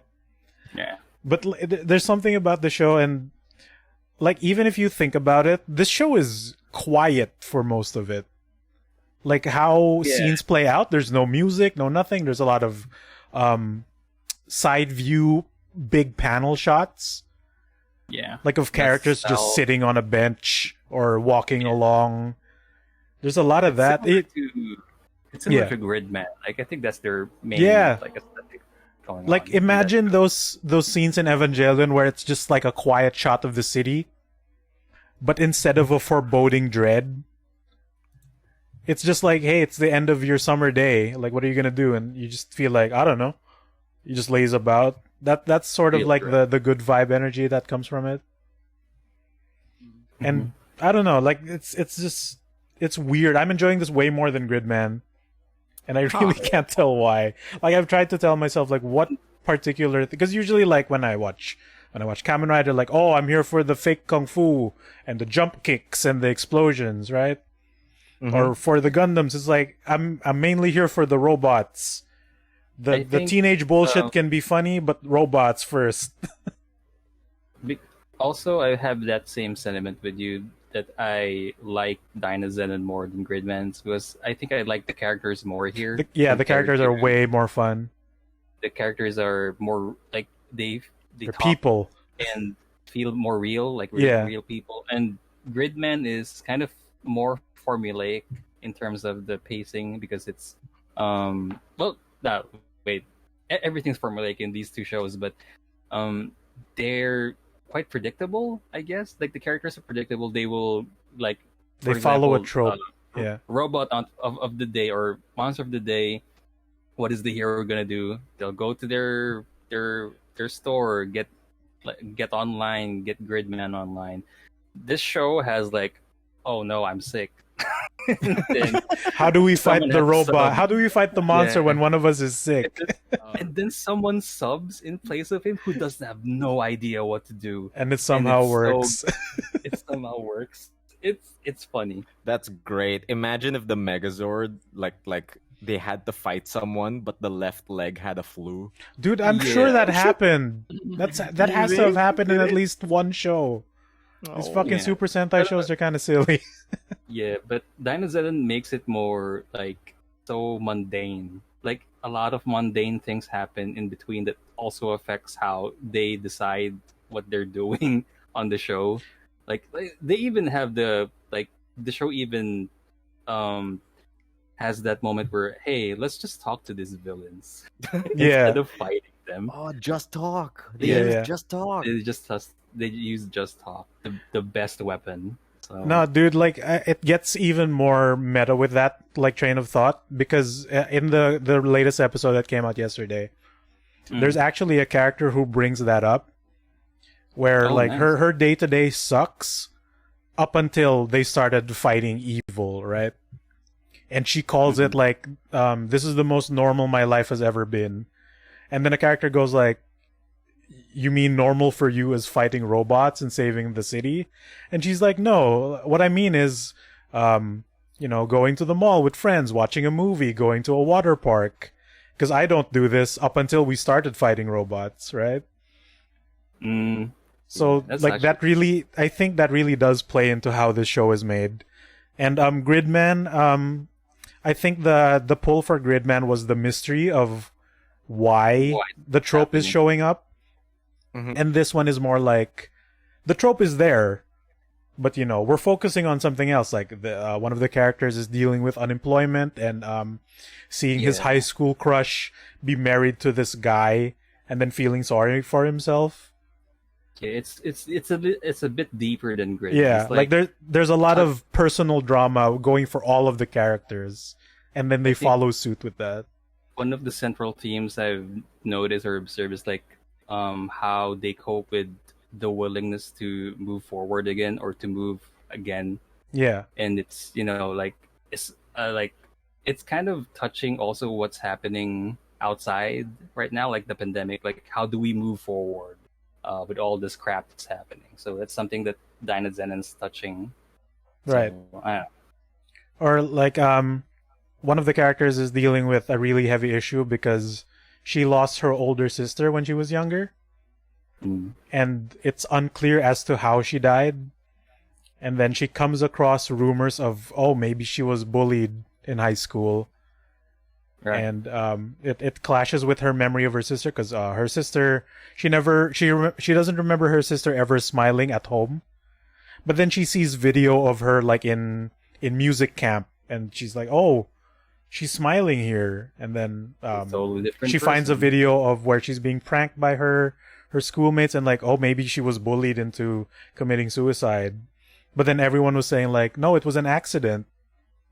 So she, like, her guilt of not, being closer to her sister is kind of like the main issue for this character.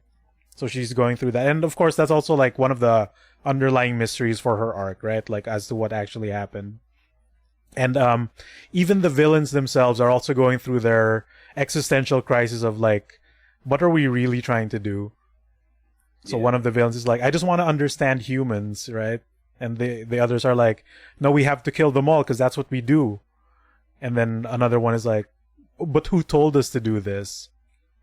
Oh, interesting. There's a bunch of great. stuff that's happening. And like, yeah, everyone is likable to some extent. Like even the villains have their own little thing. More because like Gridman has like half of the cast is just weapons, and they just show Yeah. up like halfway through the show, and you kind of And just they have a accept that. villain. They have like a central villain that's just villain. Yeah, You know, like like the it's bad so guy is one-dimensional. it's just the bad guy who's not voiced by Tim Curry. Yeah, should be voiced by Tim Curry in It the should English be, dub, yeah. but So yeah, Dynazenon has a really weird pull, and there's also that added mystery of how this universe is taking place. Because do they given have how already the previous established show, word when it is? no, like given how the previous show ended, right? Yeah, Like, there was proof as to how a character can progress through, but we were we never get an explanation as to why that's a thing, right? and now he shows. Now he shows in up this- here. Yeah, that's And why I then wanted to nobody's know. asking as to why he's here. Like they just kind of accept it. So there's Okay. also that. So I can't wait to see how this show ends, because also the show also itself mentions the SSSS universe right at the beginning of the series. Yeah. So maybe there's a follow up again. And you also told me this, Migs, where the name Dynazenon is also a mashup of the Japanese Gridman like sidekick parts. combination robot Great. and the Yeah. American naming convention of that same robot. Huh. Right. Okay. So they're doing So the it- same thing again, where it's both properties into one. Cool. And it's its own little thing. You think Okay. the third show would feature the guitar, because that's the thing that I'm waiting for. Dude, I there want someone hold the guitar to transform. Just dude, like in the whole like what's her name? The girl's sister suicide thing. Apparently Yeah. that's also a reference to something that happened in the Japanese show. yeah. And it also the- hints to the- another show worked by the same people. So there's it's a It's, bunch of different references put together. So it's more than It's a just soup. for us. It's a Man, stew. this Yeah. feels like highly referential. Like as somebody who has no idea what's going on, like is Gridman the good place to jump in on, or do I need to know some things first? No, Dude, I think like- Gridman is good already. Yeah, you to can jump watch on. Gridman like by yourself and see some enjoyment. Because like even the references, I found out most of the references after the fact, and some of cool. them are really subtle. Like Yeah, what's the name of the sword from Gridman? The office worker who's like slouching constantly. I forgot. But like the weapons have a bunch of Bayformers references, like the Michael Bay Transformers. Okay. They specifically reference the Dinobots from the Bayformer verse, but all it Really? is little pins that they wear on their suits. Huh. That's the extent of that reference, and I'm like, why? Why is this here? So yeah, you could jump in Gridman without worrying about. Yeah, What- without knowing any of this, and it'll be Like- fun. like- would like if Raffy and I jumped into Gridman, we'd still have like a good time, yeah? Yeah.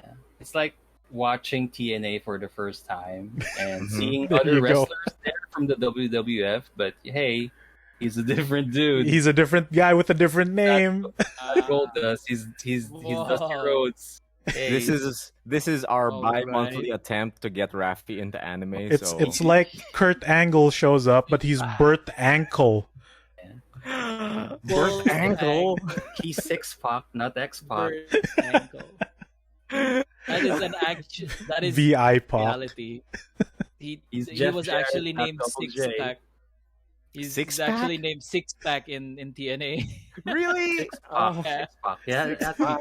Six Pack. Yeah. six pack. Unbelievable. Legally distinct. Sick. Yeah. Sick. Also, yeah, trigger stuff, man. They draw women real nice. There's a lady who's just thighs. I think that's all I've seen from this show. Like fan art of this woman going bowling and Dude, displaying her thighs are so big, and yet she has that thigh gap. How? How is that a thing? That's got to be breaking Also, some law of physics. There was a thing where the heroes just wanted, like one of the heroes won a radio prize for free passes to a water park. yeah. So they go there. Then the villains follow them there and then challenge them in the water park. Oh, that's sick. So I love shit like that. the whole thing was we go to the water park to tease the heroes. Then we go out and fight. But then one of the characters is like, after we fight, can we go back to the water park? Because this looks really fun. That's sick. So Sick. Beach episode. I love it. Yeah, they got one beach episode. Okay, I gotta get in on Gridman. Is it still on Netflix? yeah, I think it so. ain't coming. No, Gridman is. Gridman Dynazenon is. Dynazenon is not. It's You not done watched yet. The sea. Okay. Yeah, I'm really having a blast with that show. I'm sad that it's almost over. It's at episode Oh. 11, so it looks to be ending, either with 12 or 13. Okay. So that's the thing. New video game stuff. I've finally Okay. touched the Fortnite. I saw you've been getting into the battle royale. I've touched the God. Fortnite. It's How did it feel? How many It's- kids have you killed? I've killed at least How more, many? at least 5, like At real least 5 kids. children have died. Yeah. Okay. Because like sometimes they're bots, but when you see them act a little funky, like, oh, that's a kid. He's panic shooting. He doesn't know what's happening. He's a kid. Pop. Okay. Okay, easy. It's all right. It's actually all right. Like, when you see those high-end videos where you get shot, then you build a mansion to wall himself up in like a half a second. Yeah. Those that's people hard. exist, but through the words of Mr. Pat Boyvin, you don't encounter them as much as you think. Okay. You will maybe see 1 or 2 people every other match, but for the most part, you're all just unga bunga shooting each other. Mm-hmm. And Because yeah, my main exposure to Fortnite is highlight clips, right? So Yeah. I'm always seeing those people who build crazy. So I thought that was 90% of the game. So you're telling me that's not the case. it's not the case. Dude, Dude, if 1%. Fortnite is making Epic's like 95% of Epic's entire funding, you're gonna have way more people than pros in that game. Oh yeah. That makes Right? sense. That makes sense. It's gonna be a bunch of kids who don't know what they're doing half the time. way more people in bronze. Yeah, so it's alright. Like the shooting is surprisingly okay. I'd say a lot more casual than say like most of the modern shooters we play. Mm-hmm. But it's not bad. Like if you know how to aim, it's easy to take someone out. But even if you kind of suck at it, you'll still get a solid shot in. Like the feedback is not bad. It's pretty solid, I'd say. Very casual with shooting mechanics. It's easier to pick up because I'd say it's more of the vanilla side of battle royales. Like it's PUBG but with the building part, right? Like that's the only differentiating factor of it from the battle royale that birthed the genre. Because you have stuff like Apex, which is its own beast, right? Like it's super different. It's more Titanfall than it is battle royale. Like it's not even a full 9,900 people, right? Yeah. And the map in Apex is like very tight compared to open field that is Fortnite or PUBG. Yeah. PUBG, that map is crazy big. I don't know how people find each other. Yeah. You don't. You spend half the time just running around looking for guns. Exactly. But yeah, it's all right. I can see the appeal. It's really easy to jump into. I don't know how much you get in terms of gacha, but I don't think you see the wall. Okay. Like, if anything, it's really just cosmetics. Like, of course you want to play as Ryu, Lara Croft, Master Chief. It shows it into, like, the first story trailer, which is a chapter 6 of something that I don't know of. They've already beat Thanos. The cognitive dissonance, though, of seeing Ryu with a shotgun is so great. Like, they don't even care. Like, in the intro video of whatever story chapter's happening now, which is mega confusing for me, but it looks kind of epic, I guess. So, for a person who doesn't know it, because you're fucking sealing doors of multiverses because it's getting out of hand, which is the easy explanation to having all these crossovers. Yes. Right? So you have Troy Baker like jumping and disregarding orders and like, I gotta seal the things, and then it looks like he's losing. So it really looks to pull a new person in easy by throwing something at you, like something you have to know after the fact, right? So there's that. But also like when you see the characters shooting each other and them being crossover characters, like Ryu comes in with the Street Fighter 2 Hadouken, he takes out a guy, he does a wind pose, and somebody shoots a rocket at him and he explodes. Oh, well, that is how you would take out Ryu, right? That's the only way you could take out a champion. Die-air. Yeah, then Ripley shows up and shoots aliens. Oh, Ripley's in there? Ripley's in there? It's crazy, man. Oh. What the hell? Does she get a Ow. power loader? Dude, I they even don't think had so. the Mandalorian at one The point. Mandalorian is done. That was the December thing, right? And then after that was Horizon Zero Dawn, and she's already done. But I think the latest one is Lara Croft from Tomb Raider, who comes in her classic PS1 version and the modern with the one. boxy boobs? Yeah, boxy With the boobs. Oh, great. Whoa, okay. Or at the very least, the CG version of that, where it's still like, hard pixels. Like, I'm super curious though. What made you play Fortnite? Was there some Yeah, impetus that's the to this, or question. did you just like randomly download? No, I just needed to know, like, what new thing can I do? Random bout of curiosity. Yeah, like, play I it. just need to get this out of the way, right? I need to know. So I pop it in. No, I install that it. makes sense. That makes sense. That I played it for a should've night. bit that bullet. I played it for one night and like, okay. That's alright. Uninstall. Have you uninstalled it? Oh, there you go. I thought you'd at least play it for a fortnight. It's not worth it, I'd say. Really? I don't know, like, it's the same issue of Battle Royale as a genre to me, where like, hey, this seems cool, but 20 minutes of the round, I'm not doing anything. Gotcha. There are moments where like, oh, I see a person in the distance, I better peace out over here. And the sound design is really good with that, because you can hear a gunshot and you have a little compass on the top of your screen with like sound That'll tell bars. you where it's coming from. Yeah. So like compared to freaking Spellbreak, Oh god. which is not good as a battle royale, Okay. I have a greater appreciation for Fortnite because I think it's honestly designed better. So with all that money, it freaking should be, right? It So I better see be the appeal. good. Those emote dances are kind of catchy. They give you a free one, which now explains all the memes for it. And now I understand that it's from this game. Okay, that's an explanation. Mm-hmm.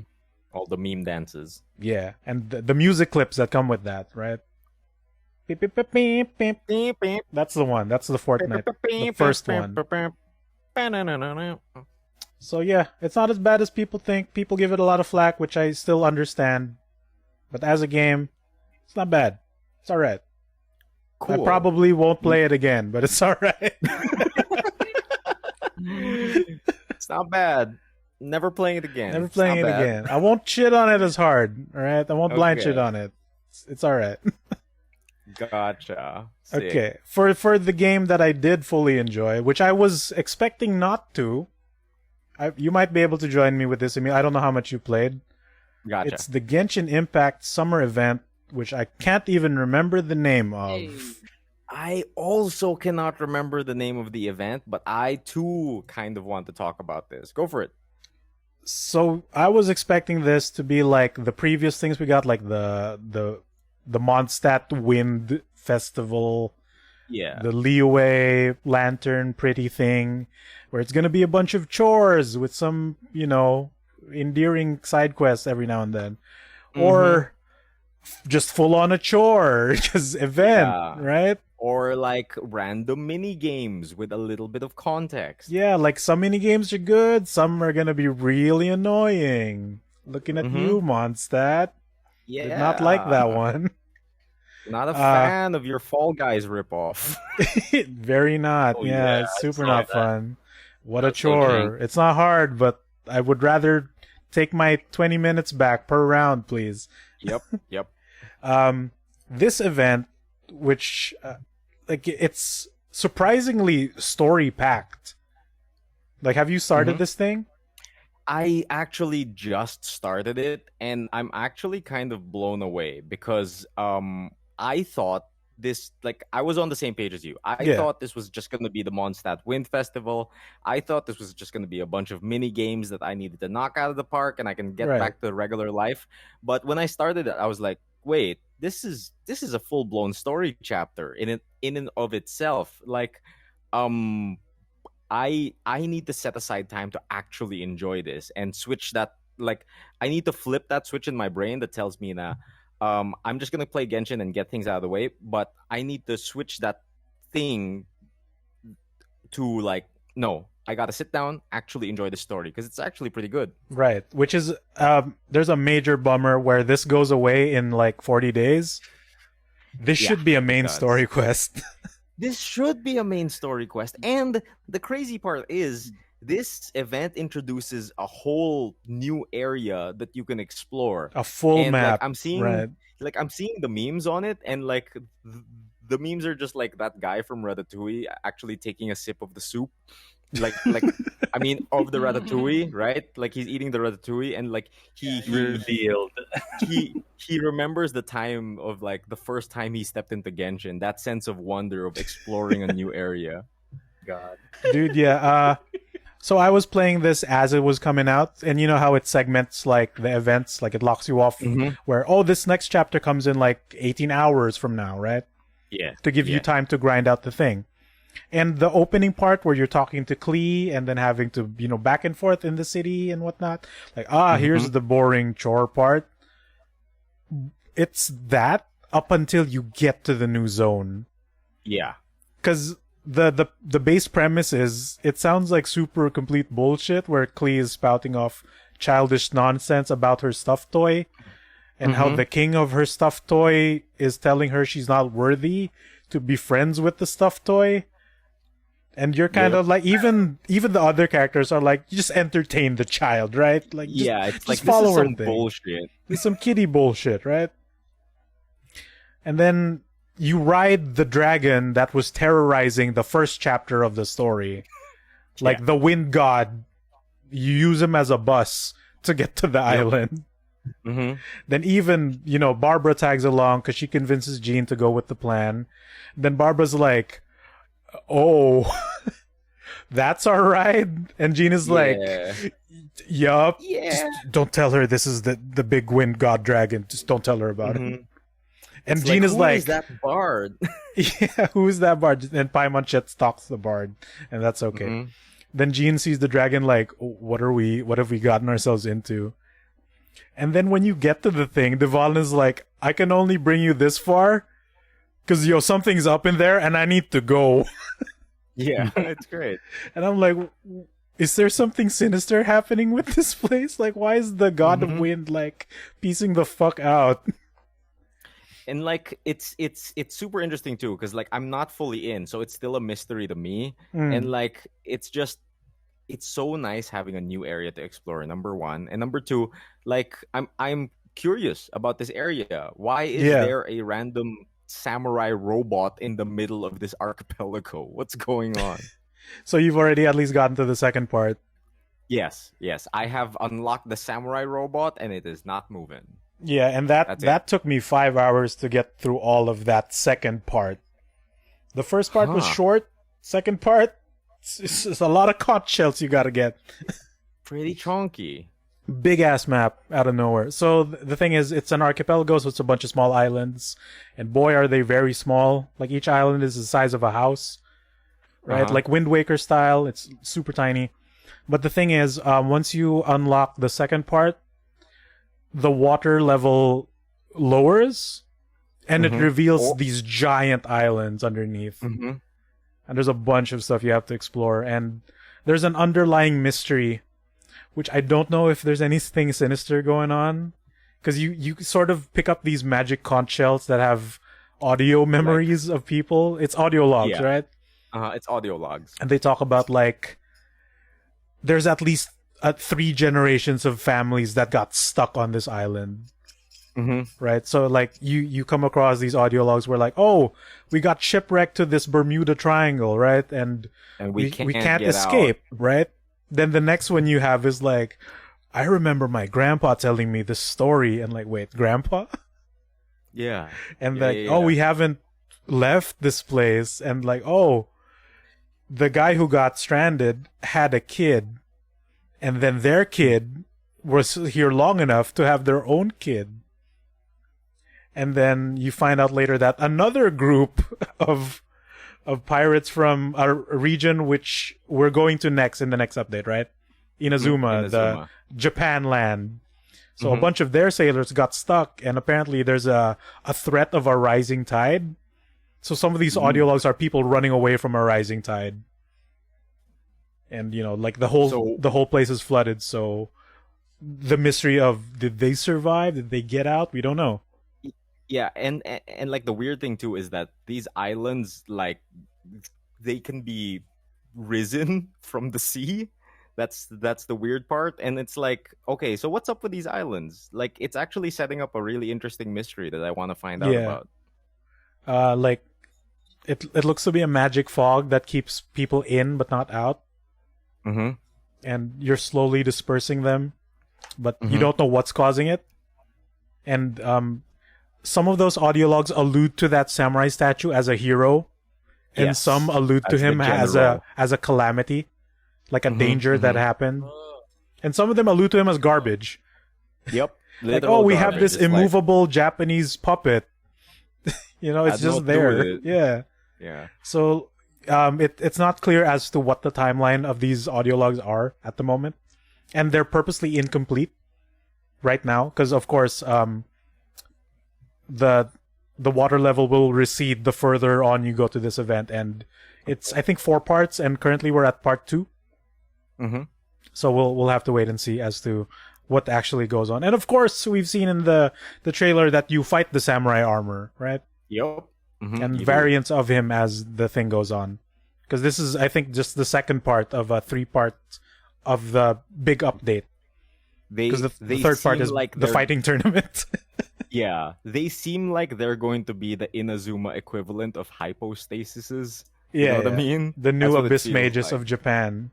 Yeah, but what do you call it? And we haven't even gotten to the gameplay part of this, which is since we're in an archipelago and it's a bunch of small islands scattered about, the game gives you access to your own little mini skiff that you can pilot around to reach different islands. So you ride the boat, you can drift the boat, you can shoot the cannons at the boat. You have a boat. You have a boat. You can drift the boat. There's an achievement that's named Deja Vu. Yep, for drifting the boat.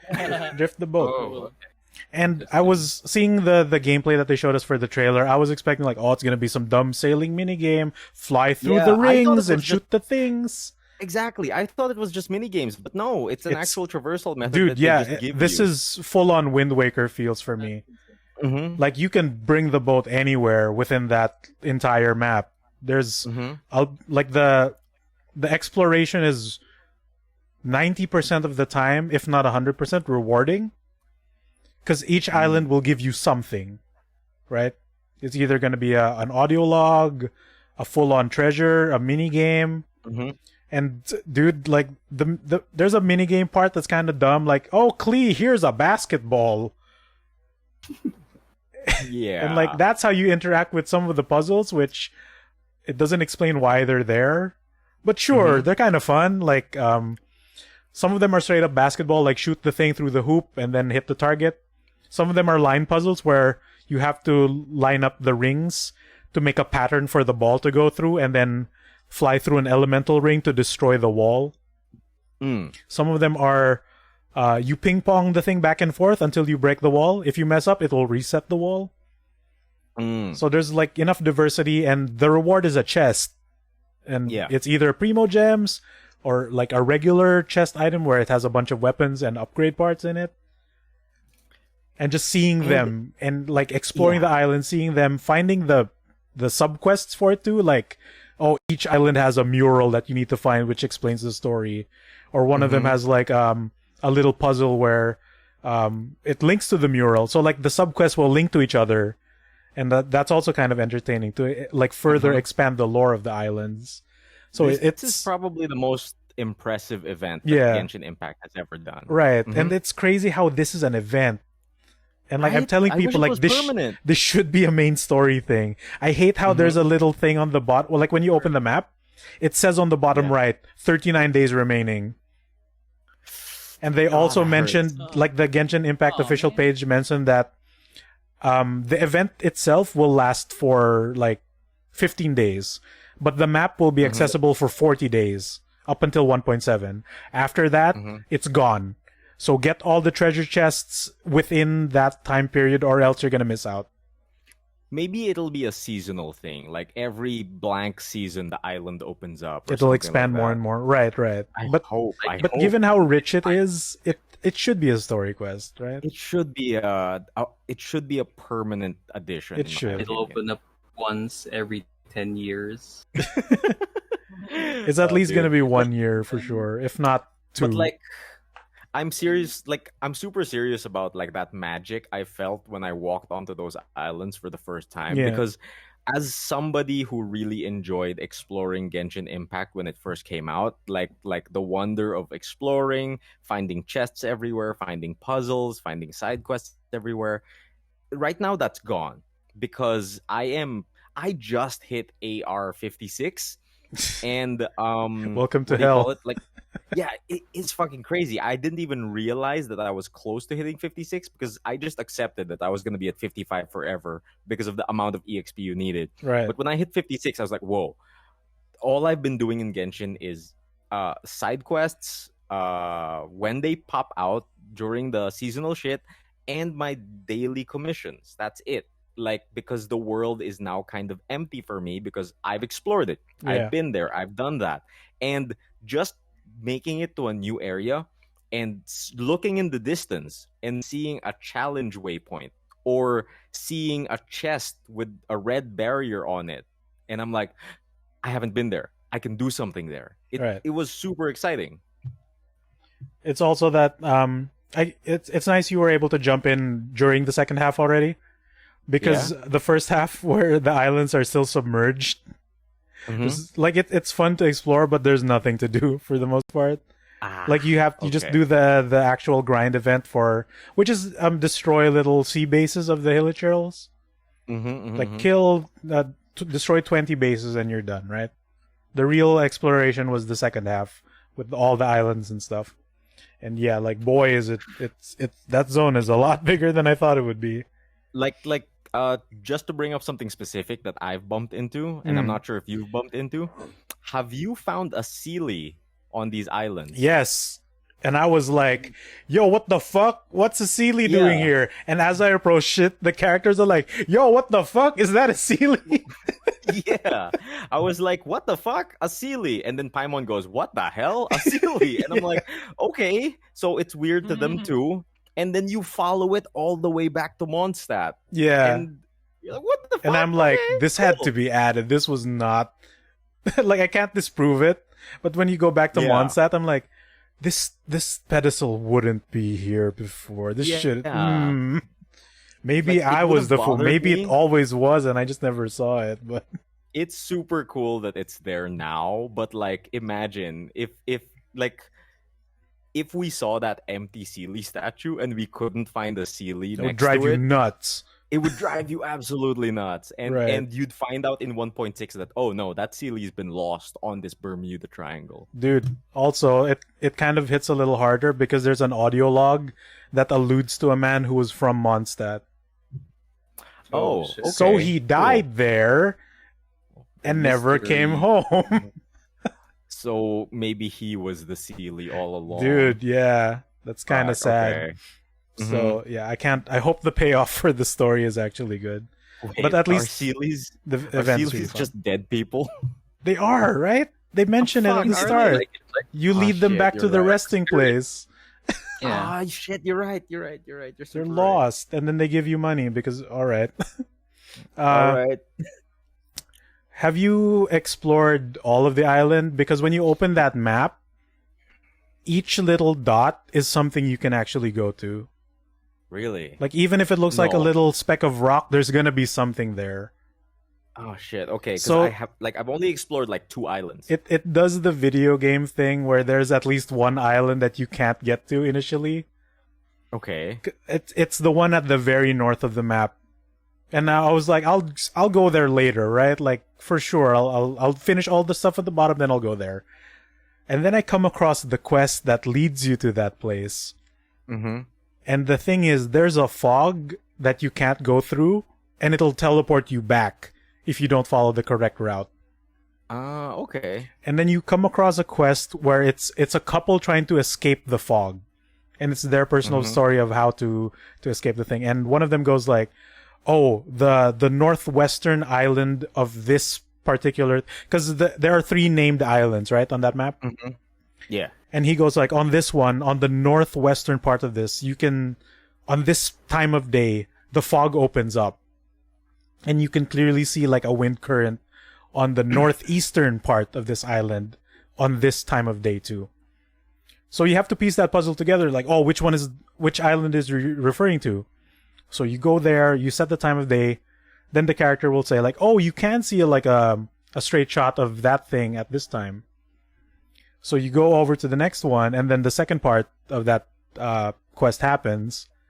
And it's not that hard to do because the game will tell you like, oh, when he means noon, it really means 10 a.m. to 2 p.m. and not specifically 12 noon. Because like 1 minute is 1 second in Genshin Impact, right? Like it's really fast. Yeah. Mm-hmm. And then once you actually go there, the fog will kind of spread, and a wind current through that fog will open up.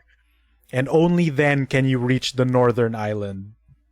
Huh. Because if you Interesting. veer off Cool. too far, it'll warp you back to the starting island. Same as once you try to leave the area, it'll warp you back to the start if you mess up. Oh man, this area seems super fun, dude. Yeah, dude. Like, I'm really bummed that it's gonna go away. So people who miss it, it's probably the most fun I've had with this game ever since we've reached endgame. Which is, to be fair, the endgame is AR-45 onwards. Because that's when all the domains unlock, and that's when the real grinding happens. Mm-hmm. At that point, you've explored everything already, right? And Yeah. the pockets of updates have been fun. Like the Age Daha storyline is actually really touching. But also, Yeah. once you've done that, you're done, right? He becomes a weekly boss Yeah. after that. Exactly. And this one, this is fucking packed. Like, I haven't spent full 5 hours in Genshin in months. For me, it's always been like an yeah, hour exactly. at most. right? And that's what told me that no, I need to flip that switch in my brain. This isn't daily commission time. This is actually sit down and Yeah, enjoy this Genshin is time again. this is story time. Yeah, and it Mhm. was also And- that where it's not like, it's not the feeling where like I have to do this or else, you know, I'm not optimizing Mhm. my time. It's like, no, I want to do this. Yeah, Like exactly. I haven't exactly. eaten in like 8 hours, but I want to finish this first. And like, what do you call it?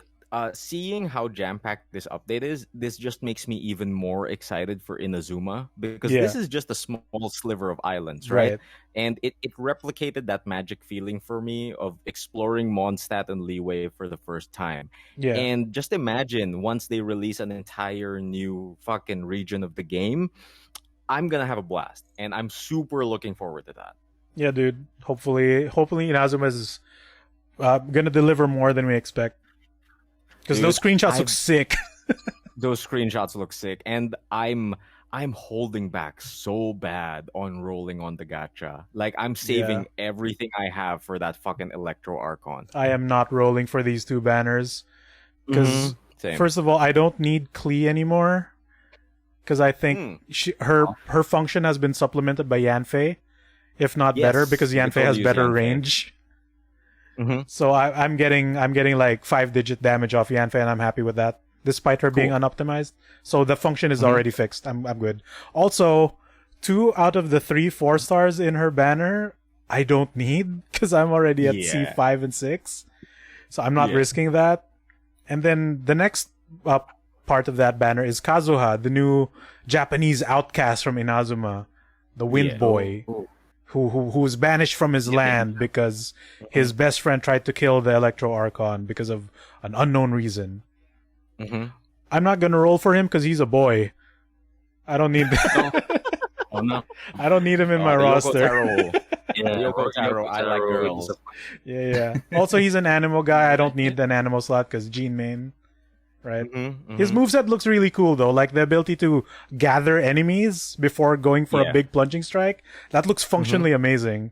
Mm. But he's a boy, so you know, get out my party. Like, No room for like you here. Right now for me, since I lost the 50-50 on Eula, I Yeah, have a same. guaranteed Mhm. guaranteed Guaranteed banner on the 5-star. Right. Yeah, for whatever I roll on next. So I'm saving Right. that for the Electro Archon, Oh, because my yeah. goal now is to just have a full Archon team. Right. Also, have you seen the leaks on the waifus? There's gonna be at least 3.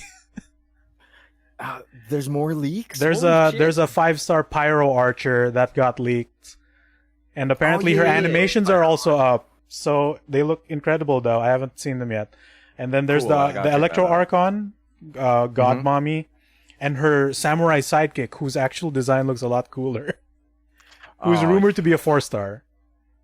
shit. Okay, that's So good, there's gonna that's be good. 3 Inazuma waifus, and then Kazuha, the boy, which is in this update. Because the Mhm. Inazuma proper is apparently in 1.7, which is 40 days from now.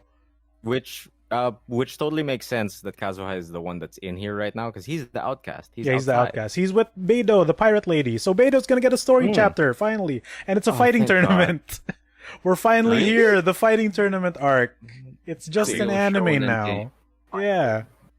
Mhm. We're gonna body those Awesome. losers, hopefully. Can't wait. Genshin's really knocking it out of the park, man. Dude, yeah. Like, I was literally hitting the burnout with that.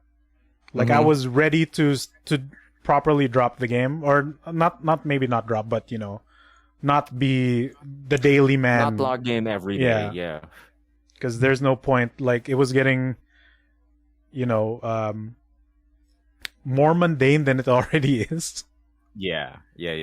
And So I Yeah. think the main cycle for this is we do the dailies whenever we want, but whenever a big story update drops, that's when we turn the switch in our brain from daily time to enjoyment time. right, I think we've also hit the point where we're strong enough to not have to go in every day. Exactly. Like, we Yeah. don't need to grind because we're deal like my inoptimized team is dealing like 15,000 of 2 procs only. Oh, shit. Like I'm not even Shit, doing okay. the meta thing. Nobody survives it in my game anymore. What do you call it? Like, before this update, what I was logging in every day, maxing out the battle pass way before the deadline. Mm-hmm. And before this patch, it was the first time that I actually did not log in every day. And you still hit I 50. I finished the battle pass on the day of expiry. So So it's that was super just telling possible. me that, yeah. that was just telling me that, like, yo, I'm not logging into this game as much as I did. But now that this update's here, cool. It's reinvigorating me. Cool. I got greedy with the battle pass because I really wanted to get Eula, and the BP for last season gives you a extra 600 primo. Yes, it does. So when my first roll sucked, I prematurely bought the battle pass, Okay. not realizing the 600 comes at BP 50. At the very end. Yeah. Yeah. So I was like, oh, now I have to do the BP homework. Fucking Yeah. finished it with like half a month left in the BP, and then I had nothing to do because doing the dailies was moot because there's no rewards for it. So yeah, just a little bit of primo. Just a little bit of primo. yeah, but checking the BP was giving me absolutely nothing because you've hit Yeah. max EXP, and like, okay, now what? There's what nothing. do? There's nothing. Literally, what? I'm out of resin. It's been 10 minutes. What do? Yep.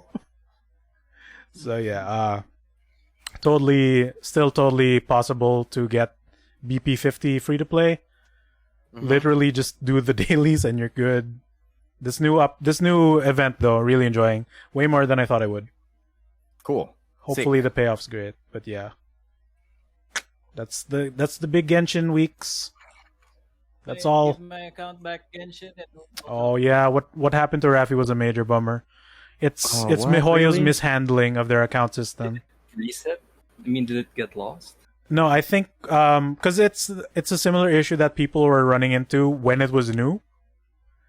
Because you have the option to make an account before you sign in with a MiHoYo account, right? Like sign in with Facebook, sign in with Gmail, whatnot. But if you want to reap the extra rewards, right? Like for all the web events and all that crap, you sign in with a need a MiHoYo MiHoYo account, account. right? But if you link a previously existing account with a MiHoYo account and then log in, MiHoYo understands it as a fresh new login and thus will create an account after the fact and de-link your old one, throwing it into the void forever untouched. It's really stupid. I think that's what happened to Raffy. What happened to me? I think that's what happened. it Yeah, sounds that right. that sounds it sounds exactly like what people were running into like back in late 2020. You didn't lose too much on that account though, right? No, that's still He my w- time. Yeah, Oh, the okay. time That's sync. the He was at allowed AR my 30, time. which is Oh, what 30. a solid near 20 hours maybe. That's solid. Ish. Yeah, that's a solid loss. That's like at least the Volin and then some, right? That's That's- where. Yeah, Yeah. far enough. Plus, all the stuff I did some grinding. I did Yeah. some grinding. And my tolerance for grinding has always been very low, and I still put in the time with Genshin, and then it didn't put the time in me.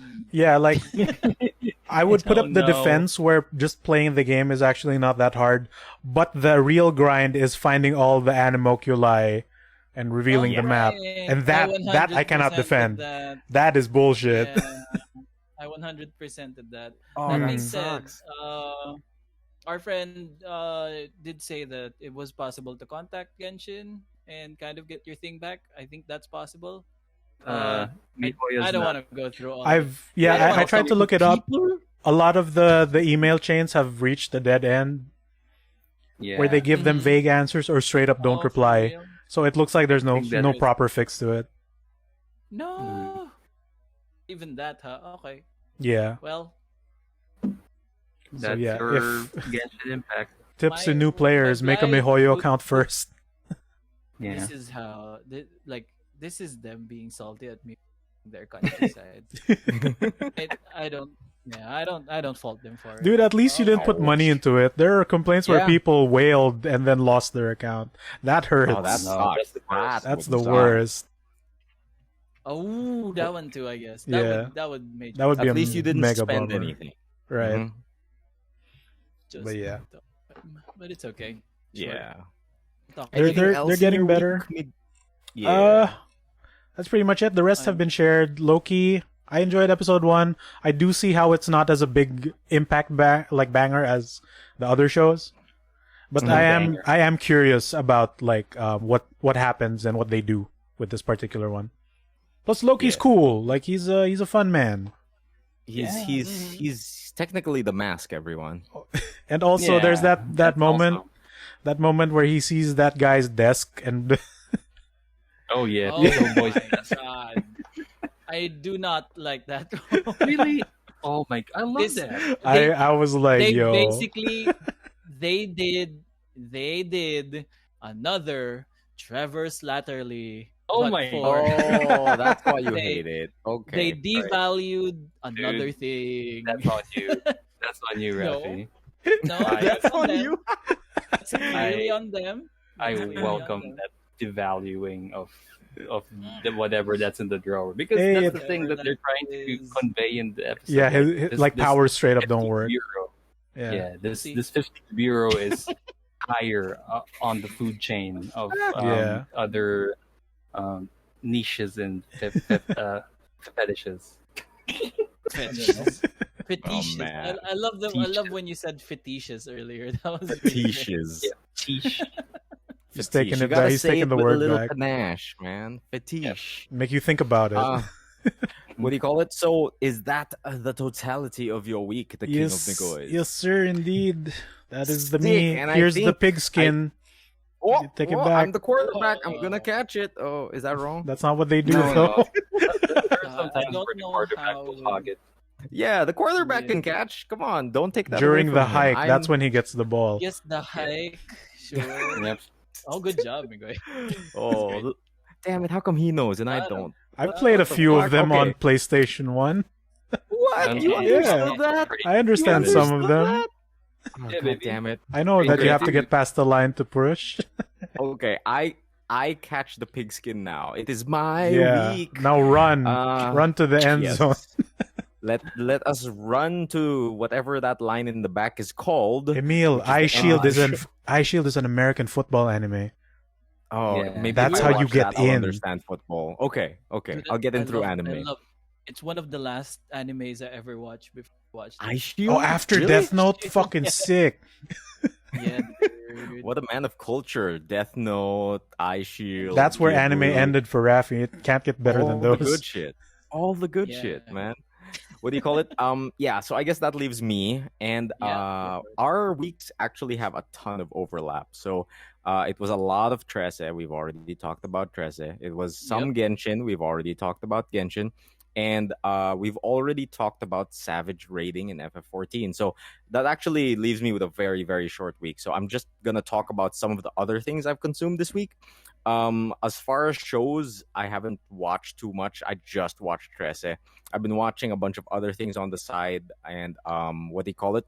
My old movie marathon is still ongoing. I'm currently on The Manchurian Candidate Ooh. with Ooh. Denzel Washington. Yeah. Mm. Yeah. I like gotta watch that I one. am in the middle of that, and I'm It not is done so with it yet. good. Yeah, It's so yeah. So far, I'm loving the conspiracy bullshit, and I hope it leads somewhere good. I hope it leads somewhere good. But that's just on the side and stuff like that. But as far as actual consumption, it was really mostly Trese. I watched like Trese with Donna all the way through. I played the FF14 with the Migs and everyone else in the FC. And I played a little bit of Genshin. But as far as something that we actually have played a little bit of together, since it also just launched yesterday, I have started playing Guilty Gear Strive. Oh yeah, that That also came out yesterday. Yeah, dude, Yeah. so many things came out yesterday. It's so crazy. So I bit the bullet and bought the deluxe edition. Smelled it? Because I was God damn. yeah. Everyone's I just had buying to the smell deluxe it. edition, huh? Yeah, dude, I was peer pressured into it. I saw everyone on the chat just saying like, "Yo, I got the deluxe edition." So I was like, "Okay, I guess I'll buy that too." Nobody told you Uh, to do it. I know, but the peer pressure is You so peer great. pressured yourself. Oh man, It's maybe I was the capitalism, peer. Trese. I was the peer all along. We're the monster of the week. Oh man. But so I got Guilty Gear Strive. I have been excited for it, even though I haven't played any of the demos leading up to it. I'm just like I just love Guilty Gear, like in general. And so this was my first time touching Guilty Gear Strive, and I just have to say, it feels so different from Guilty Gear, the Guilty Gear I know. I think Lance best, our good friend Lance best described it as this is Street Fighter Guilty Gear. Yes. Dude, it's so true. And everyone is monkey. Everyone is monkey. The scariest part of Strive is the neutral game. Yeah. Dude, it's so Suddenly, good. Like you don't know what to do suddenly. Dude, this game is less about combos now and more about counter hits, Yeah. right? think- Big baits. I think you would enjoy this, Raffy, because This is the easiest one to suddenly jump into It's too. not about input technicality. heavy. It's not, it's not. Mostly It's about It's hyper simplified compared to previous it's Mhm. mostly games. about footsies now and Cool. just Reads. fundamentals. Yeah, it's fundamentals and just reads. fundamentals. It's just reads. It's mostly counters. I mean, knowing combos helps you out to capitalize on the times that you can get in. But as far as from what I've felt from the game, everything has been simplified to like the move lists have been trimmed down. Actions have been simplified. Some inputs have been simplified.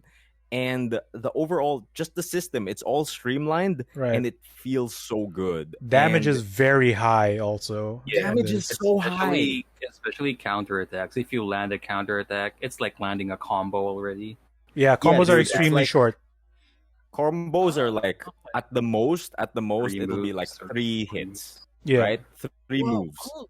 Cool, Mhm. cool. I did not know that. Okay. Yeah, because the old I'm Guilty in Gear was this. crazy, right? Raffy, So Raffy, imagine me, a grappler character, just hit Emile 2 times, he's dead already. I yep, just hit 2 pile drivers to Yep. Emile. Yeah, yeah. Oh. pile First- drivers will kill me. Dude, first he'll break his spirit, then he'll break his body. Yeah. That's what I did. Dude, 2 pile drivers would kill me, just like in real life. Yeah, dude, like I was commentating the match. Emile gets grabbed once and like, oh, he's already dead. He's already broken. Like Emile just give up now. Then Emile gets grabbed again. Like, see, I told you. Dude, Slash. How does it's the so OG good. fandom react to this big change? Does it Um, feel like a big change? A lot of mixed thoughts, but I think a lot of it is like More on the um, positive end. yeah, more on From the what I've positive end, seen. and I think a lot of the negativity is just coming from the fact that it's different. But Yeah. I think it's growing on everyone already. Right. Like Mhm. I've seen older Guilty Gear players applying their old knowledge to this one. Because you know how this game has many levels of blocking Yes, and how there's normal blocking, there's just defense, there's faultless defense. yeah. So it's a particular like combo, like not naman combo setup, but like a block string to a safe jump into options. So he shows the same setup against the 3 different blocks, and it puts you in very different positions at the end of it. Huh. And parang like that's how deep the system gets. Pero visually, you can just unga bunga your way through and still have a grand old time, right? It's super great. And Raffy, when we say that every character is now Unga Bunga, it just like Mhm. everyone's hits feel so chunky. It's so Yeah. I think You- the developers' mindset going on here is that let's make every character strong. Yeah, good. that was the Yeah, thing. That's it. We don't nerf, we make everyone no, stronger. no nerfs, just strong. Everyone's Yeah. going up. Because like Nobody's gonna look down. dude, like back then, like hitting with chip felt horrible. Oh yeah, It felt Absolutely nothing. horrible. Like Yeah. I would punch Scratch. Potemkin, hardly any damage. And I mean, that that's felt still bad. true. Uh, True. It's still true, but it's not as bad as before. Yeah, Chip he's a lot feels scarier chonkier here. now. Yeah, Mhm. for Chip sure. feels chonkier. I haven't played the game a lot yet. As in, I literally just booted it up last night to play a few rounds with Aris and Migs over here, and we had a blast. Even though we had a little bit of a time finicking with the network rooms, the netcode itself was The amazing. netcode itself is amazing. It's just everything around it is a nightmare. Yeah, The lobby finding system is the probably the room. worst lobby Yeah, system it's the. ever. I think it's the worst Fighting. Arxis has ever made so far. Mhm. It's Horrible. weird, man. It's absolutely weird. Would but you- once you're in, once Once you're in, it's you're butter. gold. Yeah. Mhm. Would you It's- believe that Hmm. this only happens in the PC version? The Really? player match lobbies are broken in the PC version to the point that they can't use it on tournaments. Oh, And okay. most tournament organizers prefer the PS4, PS5 versions now Okay. because the player match lobbies work. I as mean, is. like So in general, the FGC likes the consoles just for Yeah. just for a Just baseline, playing right? field. It's Yeah. easier to Mhm. set up. Yeah. Yeah, but what do I you call hope it? gets like a patch or something. Yeah, it's I was probably, just about to say. A symptom of how Japanese developers don't know how to port stuff to PC, Yeah, and Mhm. They don't previous understand Arxis games kind of have the not perfect PC ports as well. So it Mhm. might just be that. Hopefully they fix it. Yeah, and like I was about to say as well, this is fucking day one, so this game can only get better. Though. Right. I would best describe this game as, even if you don't know how to play, you can literally pick up any character and And look sort of do cool. moderately well. Yeah.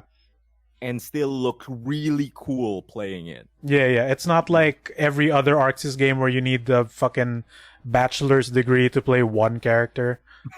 Yeah, Yeah. it's Right. not like Tekken where you have to like memorize every move from the list. Right. It's Oh, not you know. like previous Guilty Gear where each character has a subsystem outside Mhm. of the base system. This one, Oh, yeah. while they do still have that, you can just not care. You can just press buttons and do Hadouken, and they do things. One of the new things in this game that I love is the wall break system. Any of you boys play with that yet? Yeah, it's Yeah. it's surprisingly easy to wrap your head around.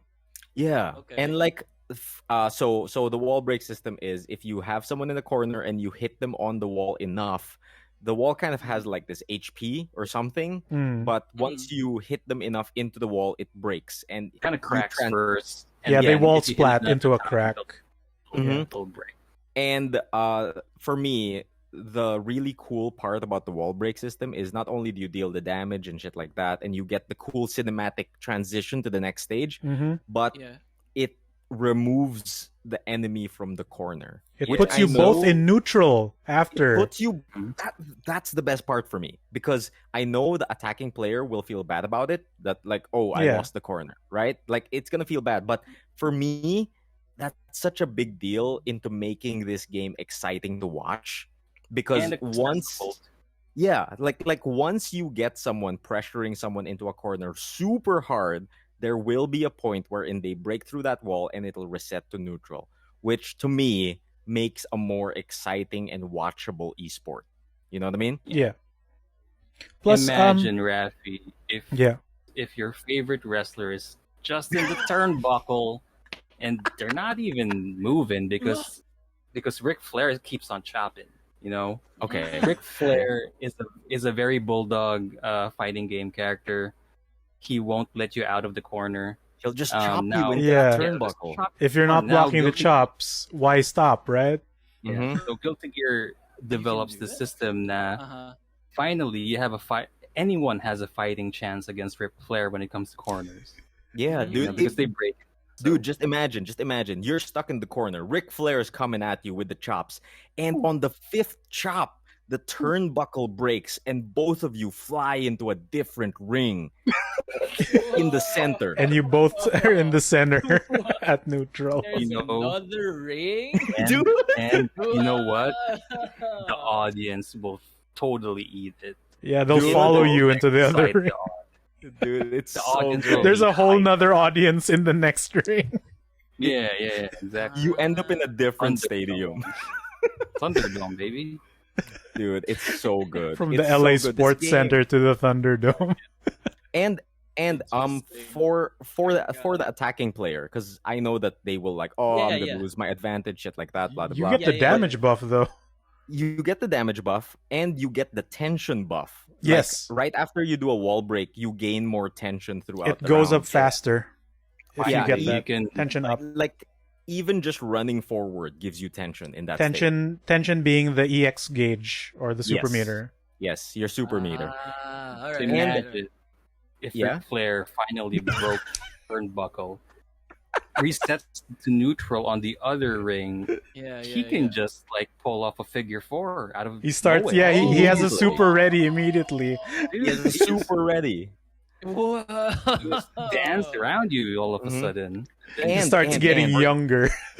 And the attacking player also has other options because of course you're gonna lose that advantageous position, right? But if you break the wall with a super, when you reset to the neutral in the other arena, the opponent that was on the defensive who took that super and took that wall break will start on the ground. So that puts the attacking player still at an advantage even though it resets to neutral. Right. Which is it's balanced. So Raffy, imagine if Ric Flair has you on the turnbuckle and he's doing the chops, but he finishes it off with a figure four On the somehow. turnbuckle, that's fucking crazy, on the dude. turnbuckle, a figure four on the turnbuckle, and they break through the turnbuckle and land in the other ring, but Ric Flair is standing and the opponent is on the ground. Ready That's to get another figure figure four. forward. Again. Dude, again. How do you wall break with a figure four? Yeah, dude. How would you figure four in the just turnbuckle? happens. That's so It just ridiculous. But yeah, that's the analogy we have to go through. No, and it's not like the wall breaks are random. Mhm. Like you will see it coming, and you can sort of control your combo into it, much like how like Fighter Z has a wall bounce mechanic, right? You get one per combo, you get one ground bounce per combo, or like in Tekken, you get the one I don't know wall bounce also per combo, right? It's like guaranteeing a splat in Tekken, right? You know what that is? Like when they're up against the wall, then they're free. Yep. Yeah, Yep, you can you'll know when that happens because specific attacks will put them into the splat state if they're up against the wall. And then you will know when the next hit will break because they're just full on stuck there for a long ass time. Then any next hit will trigger the wall break. And I think one of the best parts about this Guilty Gear is that it just takes away the barrier to entry in a sense that, like we mentioned earlier, it simplified everything. And I think this is the first Guilty Gear where I actually fully understand Roman cancels. And it's different here too. It's different, right? It's Yeah, super And, different and here. now I fully get it. I fully get how to Roman cancel in this game. Three of But it. do All you? three of it. There's at least three of them. I know there is a blue, a Yeah. purple, and a red. Yeah. Okay. Okay. Is that No, it? but They the all purple do ones are different three different things. Purple, yeah. Do they? It depends Okay, I on what don't you're understand doing Roman and when cancels. you do it. It's like Okay, the maybe I RKO. still don't. There's a neutral Roman one, an cancel or offensive, and a RKO. defensive. Roman You use cancel Roman and cancel the RKO. RKO. Yeah, you use an RKO in neutral, or when you're jumping, or when you just hit someone. So it's different situations. So It's my the mind, you're making situational the RKO. best- You're making the best case for a wrestling fight. Dude, I am just Just helping you give me- understand just all give this me- craziness that is. so when Randy Orton Roman cancels someone in an RKO, they're just floating in air slower than everyone else. yeah. Sure. Dude, Alright. or how about The this? How frozen about this? time. Imagine if Ric Flair was doing the chops. He's doing the chops. Mhm. And then in the middle, like, yeah, we're back to Ric Flair. And in the middle of a chop, he Roman cancels. So Oh that's my a red Roman cancel. And that'll slow down the enemy and pop him up into the air. And Ric Whoa. Flair, while the enemy is in slow-mo, can get him into a figure four. In midair. Imagine! Dude, Raffy, that's how awesome Guilty Gear is. Imagine. Air figure four that might even bring them to the other ring in the other stadium. Dude, you start off at Staples, then you end up in Madison Square Garden. Dude! Yeah, dude. Honestly, That's what that's this how it game looks is. like half the time. Whoa. Mhm. Dude, Oh, I'm man. telling you. This game is sick. That's a It's sick- good. It's I- so good. And That did so much to get me interested. To be honest. Emile, we're That did doing it so again. much. we're It's doing it. working. We're doing it. Dude, you would probably love Potemkin. You would love fucking Potemkin. I saw him. Yeah. I He's feel like really Raffy good. is Like Guilty Gear has always been around my peripheral. I had like Mhm. a old, like an OG Game Pro of like oh that had a strategy guide for, or like parang combo brief, Mhm, whatever it mhm. was for OG Guilty Gear. I learned that there were like instant kills in the game. Not anymore. Not anymore. Not anymore. They don't Yeah. have it anymore. I took him out. Mhm. Yeah, Oh, yeah, ever that's- since Owen oh. Hart got injured, they took out his Yeah, dude. got him. He's so sharp with these. Holy hell. Dude, so on Were you point. preparing for this the whole? No. I'm doing it natural, baby. Nature boy. Honestly, I was just gonna let you guys have your. Like I've seen it. It's around my peripheral. I'm not very good at that. I played the one fighting game, and like, I will not let you boys have your thing. Fine, that's okay. But now I'm considering dipping my toe in the water. It's Raffy, it's really quite good. And with how high the Mm. damage is, I'm actually interested. like Mm. I think anyone can jump in here. And with how short the combos Mm. are and with the emphasis on counter hits, Yeah, I think this is the Guilty Gear to jump into. that was why I was such a like I main Sentinel in Marvel because Sentinel. he had just like five Two. like his combo was moves. like 5 inputs. Yeah. Dude, The like- spike paddle at the end. Yeah, the kick and then the frying pan. at Yeah, end. the frying pan Dude. into rocket punch into ball. Rocket This is- punch into the charge. This is super great too because the tutorial for this, the mission system, and the move list itself is really, really great for people who are getting into fighting games. Have you guys looked into the command list yet? Yeah, Like, they yes, need looked at it? demonstrations have. in video It's- form. It's super crazy. You go to the command list in any fighting game, and it'll just show you the move, and it'll The tell you the list. name of the move. Yeah. But for this game, you go in there, and it's all your standard stuff. And they've trimmed it down. It's a really short list that you have to memorize. So you have your basic moves, you have your command inputs, and stuff like that. Specials. Specials You and have your supers. specials, you have your command normals, but every time you highlight a move, something on the right side of the screen pops up of a short video showing the move, number one, and a bunch of words.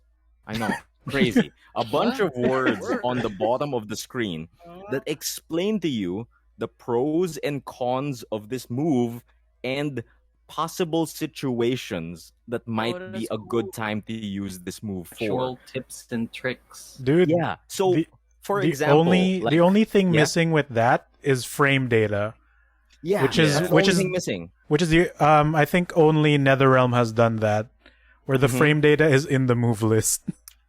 Dude, I think and Tekken has it too. Tekken has it, but it's in the Training training mode itself. Yeah, Ah. not Not on in the the move command list. list. Mhm. Okay. And like for example, like for Chip, Chip has a Shoryuken move, right? And if you highlight it in the command list, it'll tell you that hey, this move is invincible on startup, and it would be great to use to counter hit an opponent that's too aggressive, or when you're getting up from an on the ground state. And for a new fighting game player, that's invaluable advice. That's too much information, actually. Yeah, The that- secrets to the that's so Golden good. City. That would make someone dangerous. I think I can name This is two interesting. fighting games who does this kind of ridiculous info dump that's so helpful to beginners. That is Guilty Gear and Virtua Fighter. Those Oh, are the I- two who meticulously okay. just goes and teaches you everything. I mean- thought you were gonna say Under Night in Birth, but Oh, like that's the that thing? one's different. That That's one's different. different. Dude, I'd say like VF is fine, but there's also the part where it doesn't explain to you what an open and closed stance is. They did in Evolution. Well, I for was Evolution. watching Alan struggle on VF5 Oh, and that- on the That's stream. Alan, and that's VF5. VF4 Evolution is the complete like tutorial mode. That's like the top level. That's the interpreter of Right. tutorial mode. But it's the one Interpreter of it- tutorials. the one game out of it's not the latest one, which is kind of weird. I would Yeah. say that I agree with you. Virtua Fighter, Guilty Gear, and I'd like to add to that list, Skullgirls have some of the best Skullgirls? tutorials. Yes, Oh, Skullgirls yeah. is crazy because it's made Skullgirls by is fighting crazy game good. people, so they Yeah. know. And like I was gonna mention, like I thought you were gonna say Under Night in Birth, but that is a completely different ball game. That fucking game makes you take the SATs before you can fight. Yeah, So, Yep, that's yep, like King of Fighters levels of It's old Arxis. yeah, yeah. yeah. But this game good. This game is really fun. This game good. This- It's This not game good. intimidating to jump into either, unlike previous Arxis games. What character do you guys think Raffy would like? You know, besides Potemkin, Saul, Giovanna. Actually, Giovanna. Saul. Would Giovanna Actually, be? Saul. Soul Giovanna's- bad guy is pretty yeah. unga bunga. Giovanna's Unga Bunga too. Everyone's Unga but Giovanna Bunga. is What are you like talking precise Unga Bunga. She's not like yeah. Milia where you Oh, just no. do all the things. Mm-hmm. about? Yeah, I guess Giovanna is Saul- like you have to you have to time things right and space things right. Saul is just like big buff man with sword, and Kai is And his skinny sword- man with sword. Who's Soul's Baldwin? sword No, doesn't wait. even need to be sharp. Isn't this the game with the wrestler man, the big No, wrestler no, man? that's Grand Blue. Is this a, Yeah, that's Grand Blue. Oh, That's right. different. That's Oh. different. okay. But you still have Potemkin. Who He is does the backbreakers bald and man? shit. Yeah, Big bald bald man. big with bald his- man is Faust. Faust. Big bald man is skinny Faust. He's a man. weirdo. He's a Tall- weird tall zoning bald man. weirdo. Is he the guy with the pool cue? He's like rat. No, that's that's Venom. Venom. You're talking Actually, about I Venom. want Venom. Venom's in this not game. here, Holy yeah. shit. Venom should would be here. Mm-hmm. The roster is small. Faust is like the embodiment of Rakdos. So I'd say Yes. I'd believe that he's the Mm-hmm. he's the torture chamber of Oh, Rakdos. paper bag man. Okay, okay. Yes, yeah, Paper paper Bag bag man. Um, He's bald I play underneath. Paper Bag Man and Chip Zanoff. Ninja This boy. art. Mm-hmm. Which is this just the art. two characters I play in Skullgirls, which is Valentine and Peacock. oh Yeah, without the Okay. boobs. Mm. What do you call it? Yeah, I really think you'd like this game, Raffy. I really think so. Next Raffy time you gets to play it try or it. you stream it, I will watch it. I will definitely You watch could it. remote play with us, to be honest. Dude, Oh, yeah, you- sure. Because it's remote play. yeah, yeah. Sure, yeah. Because it's a fighting game, Yeah, so it yeah, should be yeah. remote playable. Yeah. You can Yeah, try. yeah. Yeah, I will give it the benefit of the try. the benefit of the benefit of the try. Yeah, dude. Holy shit. Yep. You can. yep, It's yep. it's like Um, it gives me the same vibes as playing Smash, where you can pick any character and have a And do vague kind of base. well. Yeah, like a vague base sense of how a character should fight, and then just Mm-hmm. figure out the specials after that, right? Mm-hmm. Actually, yeah, that's a good Yeah. comparison. Then. It's super great. Unlike- as long as you know to Yeah. not mash buttons when you're not supposed to, you're good. I mean, depending on the character, but Yeah, unlike in yeah, Tekken, where if you don't know the combo strings, you just can't You're do gonna anything. die. Yeah, Exactly. Mhm. Yeah. Like Tekken is a much more intimidating game than this. you have to Oh learn. yeah, for sure. You have to Mhm. study. But yeah, that's actually the only thing I have for consumption that we already haven't talked about. So the last thing I do want to talk about, this isn't a rec because it's not out yet, but it's something I'm super duper excited about. Escape And- Plan 3. The fuck? No, it's not Escape Plan 3, but it is pretty Expendables. The feeling is Mhm. pretty Expendables. Yeah. I am super excited about the other thing that dropped yesterday. So many things dropped yesterday. And that thing that dropped yesterday is a trailer for a thing called Metal Slug Tactics. Yeah, baby. I am so excited for that. Have you boys seen that trailer? I Mhm. thought it was an anime. Looks I thought It nice. was an anime. Yeah, dude. But Dude. Suddenly it's a game. The gameplay looks sick. The gameplay looks sick, the trailer looks sick, and dude, like just the music kicking in and hearing the announcer say their names just made me feel feelings because I'm such a huge fan of Metal Slug. I love Metal Slug, and to see it come back in this form is amazing to me. I fucking love it. It's like The Rock going back. I know Metal Slug. I know Metal Slug. I played so much Metal Slug. Oh god. But yeah, Just he's just keeping you on the level, man. He's just keeping you on the level. But I for appreciate it, I anyone who appreciate has not seen the trailer, Metal Slug Tactics, it's a sick ass trailer. Check out the trailer. But if you haven't seen it, Metal Slug Tactics is going to be set in the Metal Slug universe with all the Metal No Slug shit. characters that you know and love. But Mhm. instead of a side-scrolling shoot bang kind of experience, what you're going to have is a tile-based tactics experience, which they showed off some of the gameplay in it, and it looks good. It What do looks you really guys good. think? Those sprites look Mhm. insane.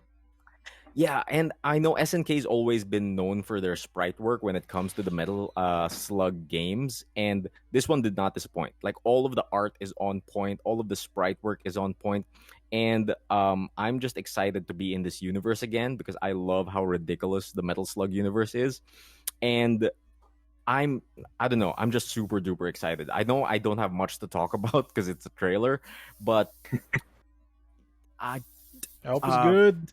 yeah, I hope it's good, and I'm feeling feelings, my man. speaking of trailers, What? Mhm. how do y'all how you think about that new and real trailer for Elden Ring? Right? It's real, It's not a finally. meme. It's real. It's out. I love that pot man. Dude, I feelings were felt. Feelings Dude, were It's- felt. But it's also, it looks Mhm. just like Dark Souls. I mean, it's Dude. from Form Software. I Yeah. know, but they look way too similar. Dude, That's the dude. point of the Form series. Is it really the Yeah. point? Or can Kinda. this man Yeah. just make one game? What do you call it? Dude, The it's thing the that stuck same. out to me is one frame of that trailer is just from a Berserk panel. I Yeah. swear. That tree in the sky, The it's in- just from a Berserk It's so- panel. The entire series of games is just Berserk. Yeah, it's All of exactly. That's All of That's it's the- just Berserk. that's true. their reason for existence. All these games Berserk. is just for Berserk. I mean, Um, if we didn't have guts, we wouldn't have Cloud. Things that I like about the trailer is that ominous shot of that knight standing beside Oh yeah. this royalty of a princess, Oh, and yeah. also horse battles. Finally, we're Yeah, getting that looks horseback. that looks super That's sick. No, We no, got no. double jumps and horses. I have that My- same My big up is super horse jump. Yeah. Super horse jump. Big jump. There was that one frame where the jump was so large for a horse. It's no place for a horse. In for no place for a horse jump. jump. No place for a horse jump, but he did it. But he did it, yeah. And with the addition of horseback riding and battles, that means it's this like open world Dark Souls almost.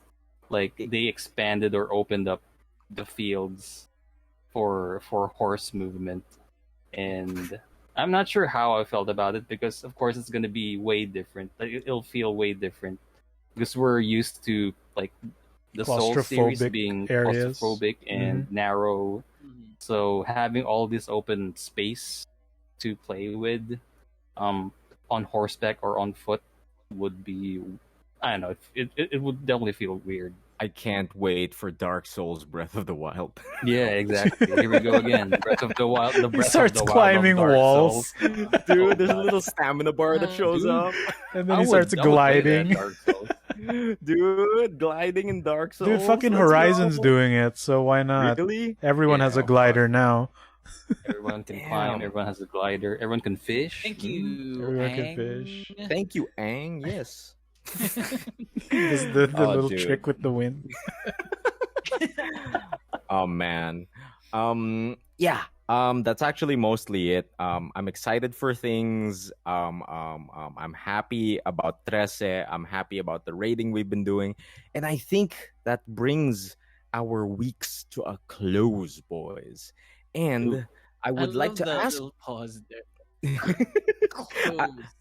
I would like to ask you boys, do you guys maybe it's a segment of the show. I can't recall. What is this? But Mm. do you guys have any recommendations that you guys might have for us that we might want to consume in the near future? Migs. Classy. Oh shit! Damn it. Well, Do you good guys? thing I'm prepared today because I Okay. have one rec that Yeah, you hit all it. would really love, and that is Bo Burnham's Inside Oh, from Netflix. I haven't seen it Oh, yet. it's a Yeah. Netflix. I thought when you wrote It's, it was inside the game. Oh yeah, that's a surprise. Surprise. So it's a 1 hour, I think 1 hour-ish special of Bo Burnham. Ah. If you guys haven't known this man, this gift to the world, Bo Burnham is like a YouTube sensation before, who is like a musical comedian. He writes funny songs and has lyrics that is absurdly dark most of the time, but at the same time, yeah, it's really funny and it's really catchy. Mhm. And in this special, it's kind of um interesting because he wrote and directed this special by himself for over a year during the pandemic inside his own room. Whoa. And it's just Oh. you could see like the production, like he sets his own lights, he sets his own cameras, but it's still pretty impressive. Like he has light effects that um he set up for each song that he wrote Mhm. and performed. If you want a preview of it, you can go to YouTube and search "Welcome to the Internet," which is, you could count it as a trailer for this Mhm. special, and it's so good, it's so catchy. It's the song is basically about the internet, but how he wrote the song really catches the spirit, quote unquote, the spirit of the internet, which is chaotic and so Mhm. fast that you won't be able to breathe all this information that the internet is giving to you. I think Raffy would love Bo Burnham. Oh, You know, Raffy Migs, would definitely Yeah. love Bo. Been recommended. Migs, as somebody who's only like been exposed to Bo Burnham now, Yeah. what do you think about him? Like, because I've been following him for a long time to the point that I used to have his old album on my Damn. iPod. Wow. So Classic man. I was listening to his songs over and over again, and just to see Bo Burnham still up and at it right now is so fun. But as somebody who's just discovered him now, like It's- how is he? Dude, it's weird because I've actually seen Bo Burnham before in a show called Parks and Rec, and he's one of he What? guested in one episode in Oh. Parks and Rec He was in some Parks sort and of, Rec? yeah, he was like a cowboy musician who's so spoiled that but Chris Pratt's character loves him so much that they want to feature him in this Pawnee event, but in the end they didn't like book him because he's such an asshole and his dad Okay. to his dad. So, but that's the thing about Parks and Rec. But yeah, like I discovered Bo Burnham like last week, and of course he's old. Like I tried to like watch his early stuff. He's just a kid. Yep, He's he's just a kid. He's just a boy. Mhm. He looks so different, and I like the transformation that this special has made him. Mm-hmm. He looks way different than what he was like 2 years ago because of Dude. he has I think he has depression at this Yeah, special. yeah. Bo Burnham has been dealing with depression for a He's very been long time, and dealing it with really, anxiety. yeah, I it think. really comes out in his songs. And if ever you felt any of those feelings, like Bo Burnham, like hits the nail on the head. Yeah, and he was already getting better until Mhm. the pandemic, Dude, and it yeah. kind of like this is like the drive he has for getting this special, because the special is the special mostly deals about the pandemic and how it affects him and everyone, like Mhm. basically affects him, but he also like writes about songs about what people have been dealing with during the pandemic. Like he has a song about Instagram, which is actually funny. He has a song about zooming your parents, which is also funny. Huh. Okay. It's really Relevant nice. topics. Songs Relevant about topics. working out during the pandemic, and songs about he has a song about celebrating his birthday during During the pandemic, pandemic. which is kind Oh of no. it's Oh, so man, depressing, we've but been at the same there. time, it's really funny. And What do you call it? Like, this is Yeah. great. I'm just so happy that Bo Burnham is back and he's still relevant and he's doing good shit. but yeah, do check out his song "Welcome to the Internet." It's a very like it starts slow and then goes faster and faster. Like how he kind of describes the internet, and then it kind of sounds like a horror-esque like song. It has that melody that's kind of playful and horrific, so it's kind of cool. So yeah, Bo Burnham's Inside Gonna Wreck It. Ah, that's so Oh, sick, man. Nice. I feel so old. Like, how old Oh, is Bo God. Burnham? I think Like- 30. Oh, he's our age. He's younger than fuck, us. He's your age. He's He's younger I mean, than both of he's us, younger maybe. than all of us, but he's close. He's near Yeah. our age. Younger Oh, than man. all of us. Don't try to save combined. that. So, who has more spicy recommendations that they can recommend to the fine audience today? Migoy. Okay, I got something. It's not out yet, probably, once you hear this episode, but should be coming out within the month. It's a Netflix show, because everything seems to be hitting Netflix this June.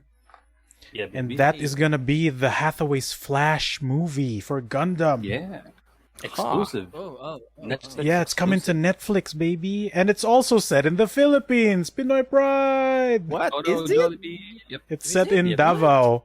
And yeah, they drive along a street with a Jollibee, and it's a real ass street with a real ass Jollibee. Oh man, Oh, interesting. that's cool. And yeah, it's a story that used to be non-canon in the manga, but it has some of one of the coolest mech designs. It's where the Sea Gundam and the Penelope Gundam are from, which are like, the big fat ones. They look like spaceships.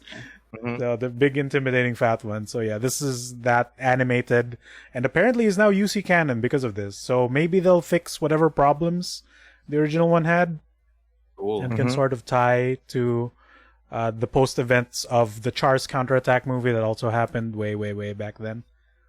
Can't wait. Really happy once they Sick. announce that it's coming to Netflix. So yeah, hopefully we get it too. Pinoy Pride. Oh, Pinoy Pride. Speaking of the originals, Migoy, not only Gundam Hathaways is coming to Netflix next month, but also the original 3 Gundam movies and Char's Counterattack Oh, and nice. some of the Gundam movies. That's cool. UC Oh, Pride, yeah. let's go. UC Pride, let's go. Oh, And- maybe I Flat should Earthers. try. Those Maybe I movies should of the try. original show fix a lot of the problems of the TV show proper, because it's a condensed storytelling with a lot of new scenes. Would you say that would be better to jump in than watching the old Fuck, stuff? hell yeah, it's a lot Uh, better. Okay. Yeah. Sick. They sick. skip a ton of garbage, dude. I like but I really wanted to see the episode where they needed salt. You That's can there. Just That's part of nitpick it. That's right? there? But yeah, that's Yeah, in the movie? that's when he gets fucking slapped, I think. Okay, sick. Okay. Oh. But the episode where they meet that Xeon defector with the Zaku that throws rocks is not in the That's from movie. that's for the series. That's just for Yeah. the series. Oh man. That's stupid shit. Mm. So I'm Good gonna recommend- recommend. You gonna wreck it? I'm gonna wreck it. Hathaway's Flash. Sick. I hope he And- makes up for his shitty character from Char's counterattack. Oh no. So I will grab that wreck ball from that turnbuckle. Why is it And still a wall break ball? it, And man. now it's a Wall turnbuckle. break it. I will wall break the pigskin into the turnbuckle, and it will smash into the other arena where Raffy is waiting. What is with this the wreck. super sport that you just invented? I don't know, but I want to try out. Dude? What you reckon for us this week, Rap Man? Okay, I have something that's kind of weird to, because like there's no one way to promote it because like there's no source. Oh, But if you are ever into like if you want to have like comfort things to watch on YouTube, like you having a bad day or you're kind of down or you want something funny to start the day or kind of something uplifting, go search Megatron from Universal Studios. Oh yeah, Like dude, that guy's great. yeah, our Lord and Savior Megatron from Universal Studios is doing some fine work out there. He's a it's part of like a photo taking Hmm. area in Universal Studios where Megatron, like a giant fucking Megatron Man cosplayer, in a suit. Oh, man an in a suit actual comes man. out, and he's actually like moving and Yeah, flailing, and he's he's on like really stilts and acting. stuff. Yeah, he's really acting Megatron. He does the hisses too. He does the growls. The Ooh, speech pattern. Human. He does the Yeah, yeah, speech yeah, pattern. yeah, It's yeah. great. He has the nice. cadence. He has a vocal changer too to kind of give him that gravitas. Yeah, And the he does reverb. so much of it in character. I just love watching videos of this guy. Everyone like just search it on YouTube. Everyone usually like it gets uploaded from every different way. And now Mm. most of my YouTube recommends are just Megatron. Dude, he'll shit talk you in the most wholesome way. Oh, It's Yeah. fantastic. Okay. He he'll go like humans and their selfies. Sick. Something like that. As you take a He'll do selfie that in stuff. front of him. Yeah. So- Go forth and find me the prime, or find me the old Spock. So this is Targeted, just one specific theme park actor that's been making the rounds on the internet. I guess. I I think don't so. know if they Sounds swap like it. out, but like everything I've watched from him is super great, like acting stuff. Cool. He does it in character. Like, there's this one video where he meets like a little kid dressed as Bumblebee. Oh, I think I've seen this video. It's kind of the best. He goes like, Interesting. the kid just walks up to him and Megatron goes, who do we have here? Whoa, Bumblebee, you shall not defeat me. Something like that. Tapos parang, the kid gets kind of he just clams up and doesn't kind of interact. So Oh. Megatron just goes, "Oh, you are not here to fight. You must be here to defect." with,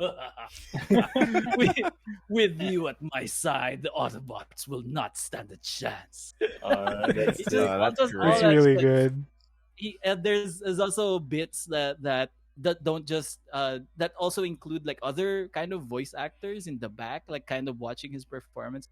One time, he like a group of kind of cancer survivors come up to him and say, and like he pauses for a second because he can't shit talk like the Yeah. cancer. Yeah.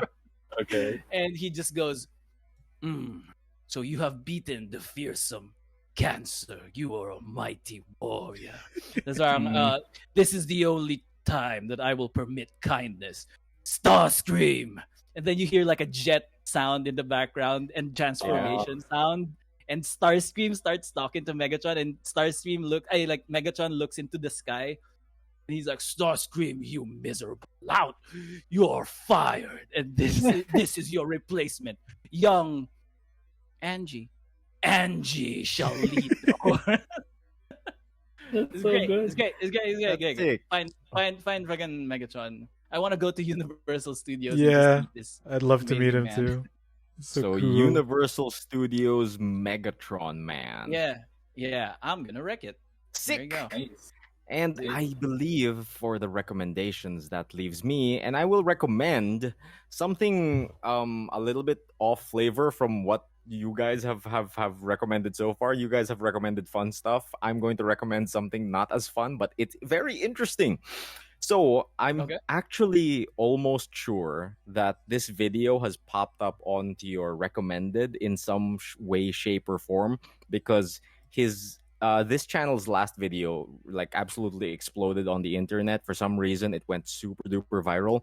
And I am going to recommend this YouTube channel that I've been watching for a while called JCS Criminal Psychology. And Whoa. yeah, what this channel is, like, this guy doesn't upload very often. On his channel right now, JCS Criminal Psychology, there's only 18 videos, but a lot of them are super duper long form. They range from like 17 minutes to 1 hour 30 minutes, right? They're really long videos. But basically, what this channel is it will take you through the interviews of certain criminal cases to show you what techniques the police use Oh. to implicate you for a crime, number one, or number two, behaviors and tendencies that suspects tend to have, depending on how Oh they are and shit like that. And it's really super duper interesting. Like, for This example, what? this Yeah, sounds this sounds scary. Is this it's do they like feature the guy from How to Make a Murder? Like what's that? Like How to Make a Murderer on no, Netflix? no, not at Okay. all. But these are real cases that basically it's extra scary because these are real ass cases wherein the recordings of their interviews are made public record. That's why Mm. JCS Criminal Psychology has access to these. Yeah. So he gets these public record interviews and turns them into this. And it's super duper interesting. If you've ever been interested about criminal psychology and the types of psychology that detectives and police officers use to, number one, get a confession, or number two, get implicating evidence, or conflicting Gaslighting. timelines out of a suspect, whether they be innocent or guilty, it's absolutely horrifying. Like it's absolutely horrifying. So but not all of them are like that. And the one video that actually went super duper viral right now is a video you might have seen called "What Pretending to Be Crazy Looks Like." And Oh, Oh, that's what that that one. is. yeah, exactly, Oh. right? And basically this video is an hour-long video documenting the interview of a guy who is trying to use insanity as his defense and Mm-hmm. trying to seem crazy. And throughout the entire hour, this guy even gets the interview of somebody who was actually deemed crazy and points out the differences between somebody who's actually crazy and somebody who's trying to pretend to be crazy. And it's Cool. absolutely horrifying because he'll go through really really specific points wherein, like, yo, notice how the suspect's behavior changes when there's no one in the room with him, and when he notices there's a camera on him, how he consistently plays it up to the camera and like he points out really really specific behaviors. And Mm. it's horrifying that there are people out there like this, but it's super duper interesting. But if I were to recommend any video from this channel, it would be the video called "The Legend of Jeff," right? Wait a And second. it's the complete outlier in all of these videos because these videos are like super horrifying. Like, there's one video where a daughter plans the murder of her parents. There's one video where an angry white guy shoots a bunch of black kids just because they wouldn't turn their music down. Um, Jesus. um, Oh my a whole bunch of Okay. crazy shit, right? Real crazy, real cases. And But then the there's video, Jeff. and then there's Jeff. I'm recommending the video "The Legend of Jeff" from JCS Criminal Psychology, and this just outlines Oh no! a I'm seeing the guy. playlist. Like, Oh, yes. The Legend of Jeff just outlines an interview with this legendary figure in overall police interrogation. This guy named Jeff, and Uh-huh. he basically just stonewalls all of the techniques of the police Oh shit. Oh, in is he a in a cop? really no. He's like a fucking like he's like a heroin addict. He's down on tough times, and Mhm. he's really like fed up with the police, and he's been through the system, so he knows He these kind of knows. things that the police do to you in order to get a confession out of you. And he's just like had enough. He's like had enough of your bullshit. And it's just super cool because like he'll do stuff like the detectives will say, we have a lot of evidence about you and it would really yeah. help you to really really tell us what happened that day. And Jeff will be like, what evidence? Now tell me one. Tell me one. It's like, I'm not talking to you guys. It's bullshit. Give me a Coke. Like it's it's so great. Like, so Give if me you're a gonna Coke. watch a video What a about this legend. guy, watch The Legend of Jeff from JCS Criminal Psychology. Everyone is watching the crazy video. Watch Jeff. I'm gonna wreck it. I'm I will seeing do the this. list here. I will do this. You also have a video about War Machine, which is that crazy MMA fighter. Yes, that John kind of Copenhaver. Dude, this is Oh, this is something that I've heard of like years ago. Yeah, It's interesting yeah. to see it here. Yeah, and he has the tapes of the actual interviews. So Oh God, it's that's- amazing. It's amazing. It's interesting and it's horrifying that there are people out there like this. A JCS Criminal Psychology and The Legend of Jeff. I'm gonna wreck it. Jeff. I'd like to imagine as Jeff Mhm. gets interviewed by the cops, it's just Zelda music playing in the background. Yeah. The Legend of Jeff, not to spoil anything about real life, but The Legend of Jeff actually has a happy ending. He has his own YouTube channel now. Nice. Real? Where he kind of just plays guitar and talks about how like getting off coke getting off heroin has been. It's Oh, great. good Damn. job, What a Jeff. chill dude. What a legend. job. What a Jeff. legend. What a Good What a job, legend. Jeff. Massive Um, legend, yeah. So I believe that was a good trade. That brings us to the end of our Rex. That brings us to the end of our show. But we must keep the balance. We must keep the balance between the audience world and the podcast world. Like, I don't know where I'm going with this, but Yeah, but sure. yo Raffy, Oh, if yo. if the fine people out there would like to get a little bit more of a taste of the podcast world where the good trades reside in, how would they go about that? You would go to your local Mandirigmang patron and you ask for the water and they'll know what the water is. They'll get the glass of water and you're gonna Thirsty? go take you're thirsty, take a little sip. And then you're gonna go find an aswang. Then you're gonna grab your little Chris that turns out is a knife that is wavy. You know, And then swirly knife. you put it, and then you take like the eyeball of the aswang, put it in the water, and the water will start to kind of make weird magic stuff. And then you put it on your desk, and then in one swift motion, throw it at into your computer. Yeah. Go to patreon.com. That should take you to patreon.com Amazing. / Good Trades Brigade. Yep. No, please do not do that. It's easier if you just log on. Skip everything I said and just go log on to. Is this the Patreon or is this the socials? I forgot. Socials. Oh right, yeah. You got this. Go to Patreon. They will link the Patreon stuff there. If you see the Patreon, they will. No, in all seriousness, you can find episodes of the Good Trades podcast on your local Spotify, Mm-hmm. the one closest to your city. Mm-hmm. That's Uh, Spotify. That specific one. Yeah. The one down you the street. on Spotify, you find all the episodes, all 87 episodes in this one Mm-hmm. of all the good trades from the very first to the very last. All the lineage of the sixth episode of the sixth episode. Um,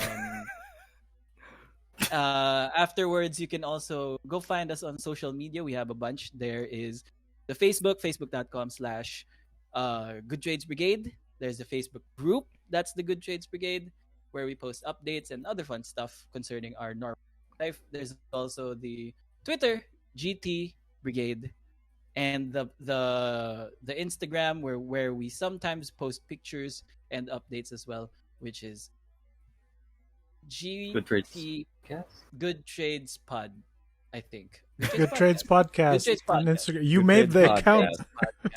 I know. Oh man, I remember. There you go. man, yeah, that's sick. I mean, it seems like you took care of everything, my man. Yeah, And I'm thankful for it. Oh, yeah. He just took everything. just like Trese takes care of all of us. Yeah. She took us, like the family of Trese took us under their protection and then enveloped us and asked a cup of coffee to support us, to support the Mhm. Trese Patreon.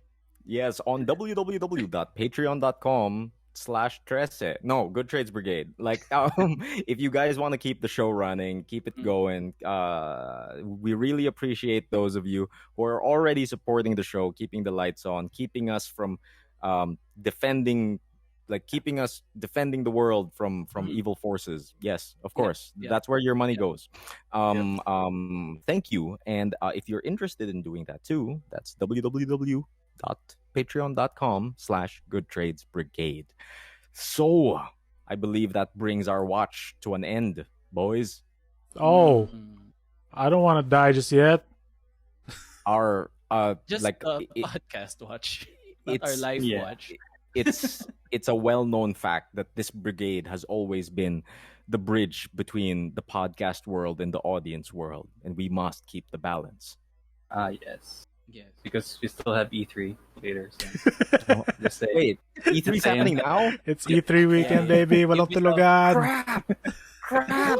E3 now Stay up and the for- Ubisoft thing. I'll watch The Legend of Jeff before the Ubisoft. Dude, the I will- Legend of Jeff is I will- great. The Legend I of will Jeff watch is so great. The Jeff.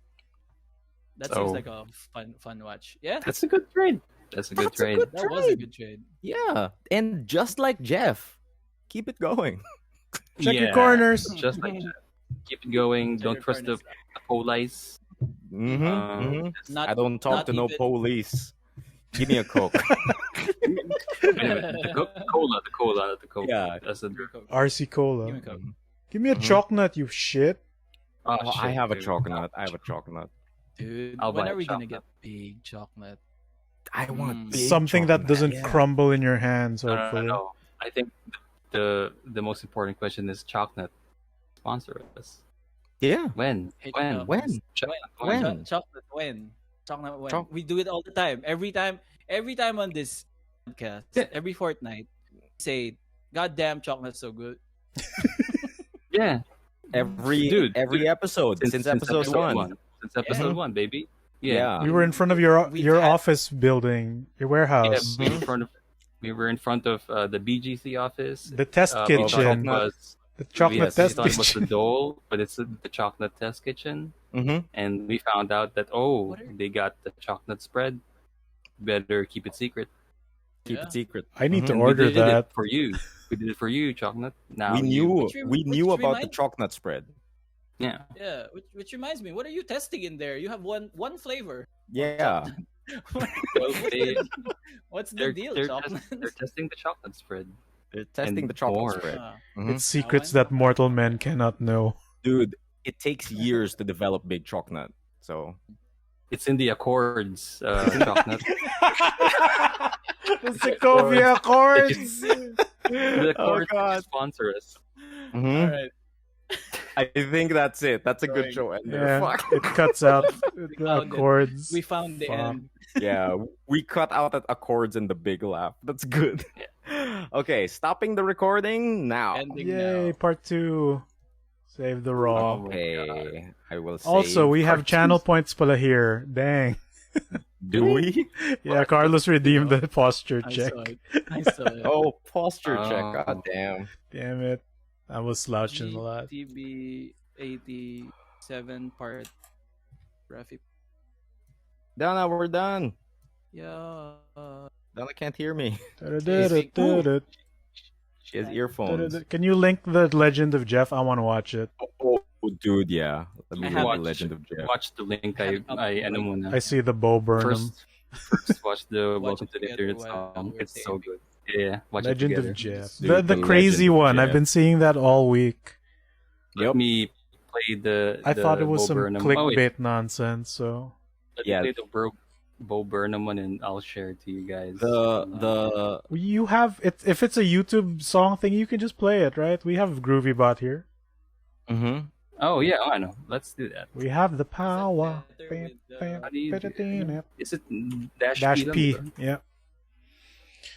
There it Oh is. right, the stream gets fucked up. Oh sorry. That's Oh okay. no. That's okay. Uh, Goodbye, everyone. Good night. Good night. Bye. Next fortnight. Boo boo. Which is the closing.